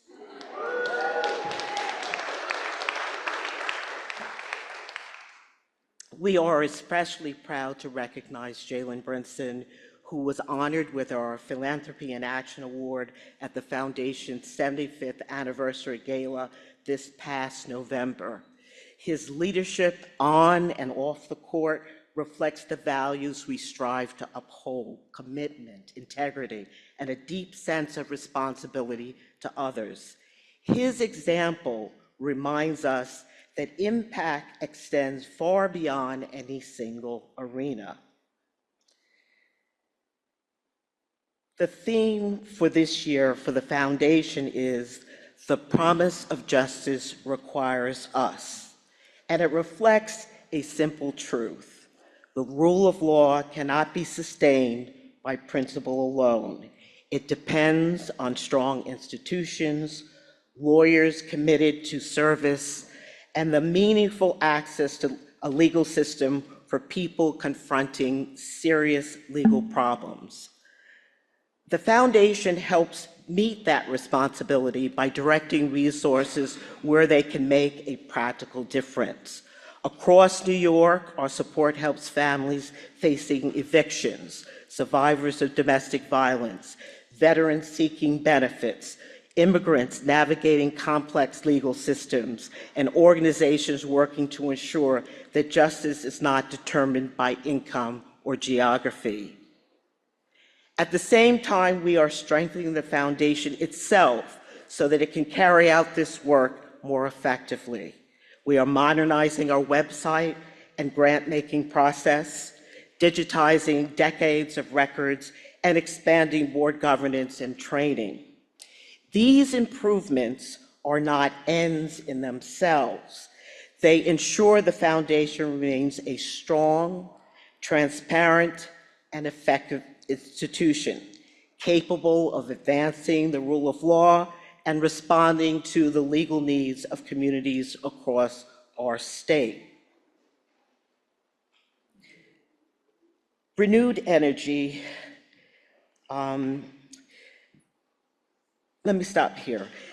That strengthened capacity allows us to invest more effectively in the people and programs that carry our mission forward. One of the clearest examples is the Catalyst Public Interest Fellowship Program, which this year celebrates its 10th anniversary. Since its creation in 2016, Catalyst has supported 511 law students and invested more than $2 million in the next generation of public service lawyers. This summer, 60 fellows are serving in more than 30 organizations across New York State, from New York City to the Finger Lakes. They are working in legal services organizations, public interest offices, district attorneys' offices, gaining practical experience while helping to meet real legal needs in communities throughout the state.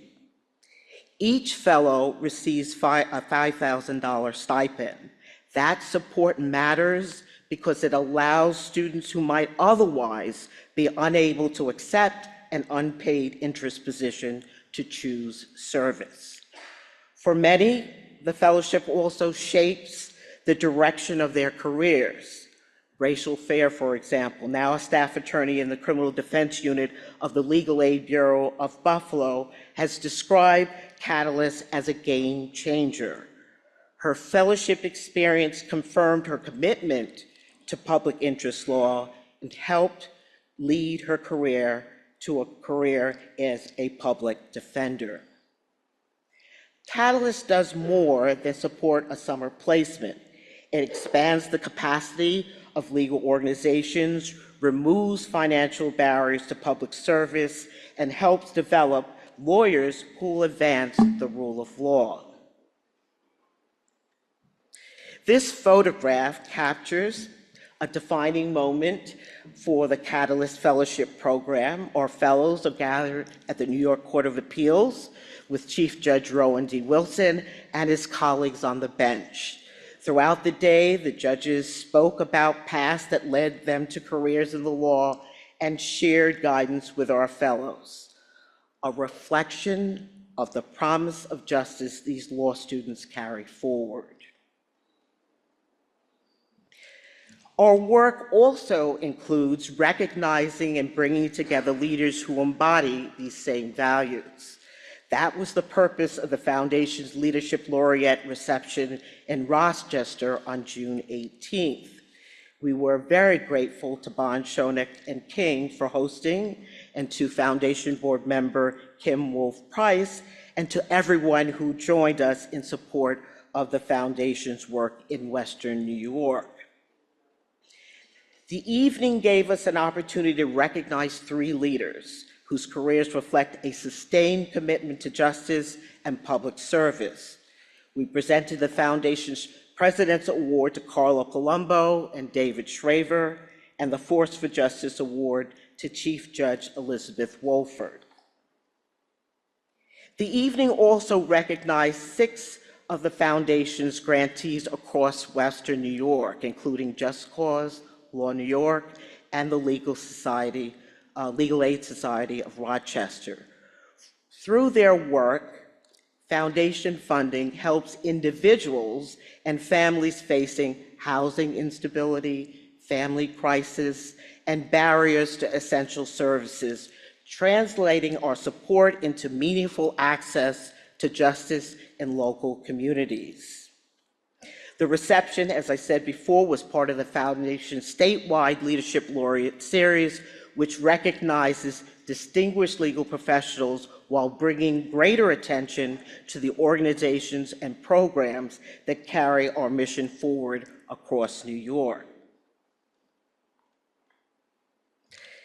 Here are a few moments from the evening, the colleagues and the partners who made it possible. Not everyone could be with us in Rochester.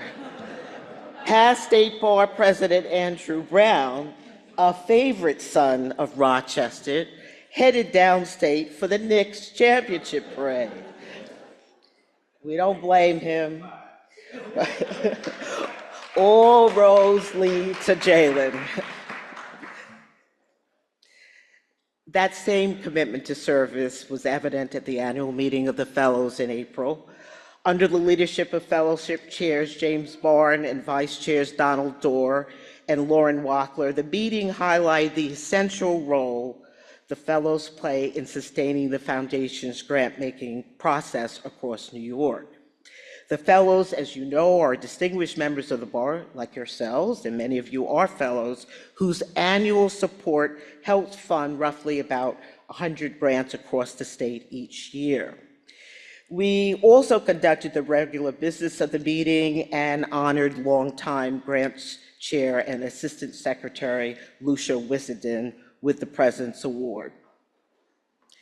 Part of the Foundation's mission is to convene thought leaders on issues that align with our work. This year, we were honored to welcome the Honorable Elizabeth Gary, Presiding Justice of the Appellate Division, 3rd Department, as our distinguished speaker.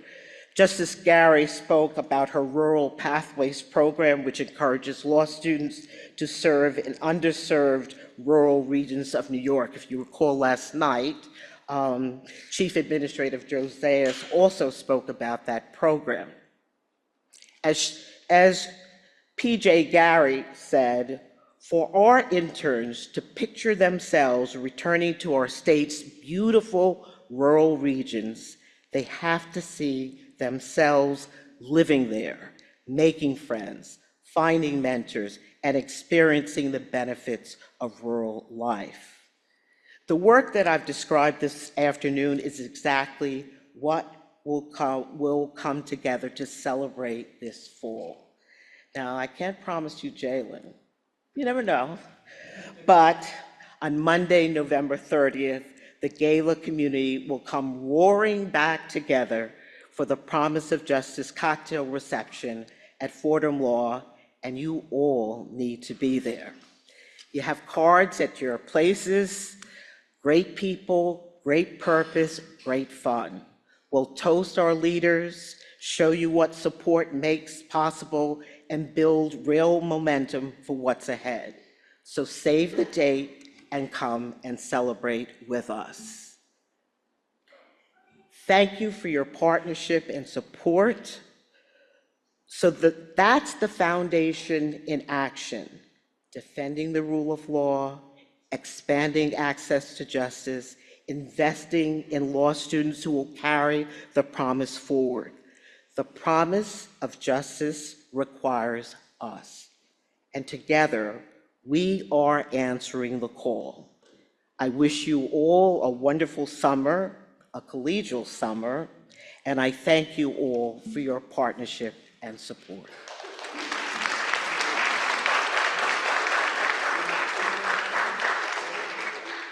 Thank you, Judge Chambers, for your wisdom and your report. Your report is received with the thanks of the House. All right, we are on to administrative items. Thank you all for hanging in here with me. I appreciate it. I'd like to remind you all that if you have not already done so, please complete the conflict of interest form that was sent to all of the members of the House via DocuSign. It is very important that we receive that. In addition, I want to remind you that if you'd like to participate in House of Delegates training, that is now available on demand for your review at the House of Delegates page via the New York State Bar Association website. As additional housekeeping, I do want to let everybody know that if you were voting online, we did count your votes. We were tallying the votes in the room and online, so your voice was heard. Thank you for letting us hear your voice, all of you. Very, very much appreciate it. So I lost the over-under on the meeting time today, and I apologize for that. But again, I'm glad that we had a great discussion, and I look forward to seeing you all again on October 31st. Thank you all. Oh, is there a motion to adjourn? I'm sorry, I assumed. Thank you. We are adjourned.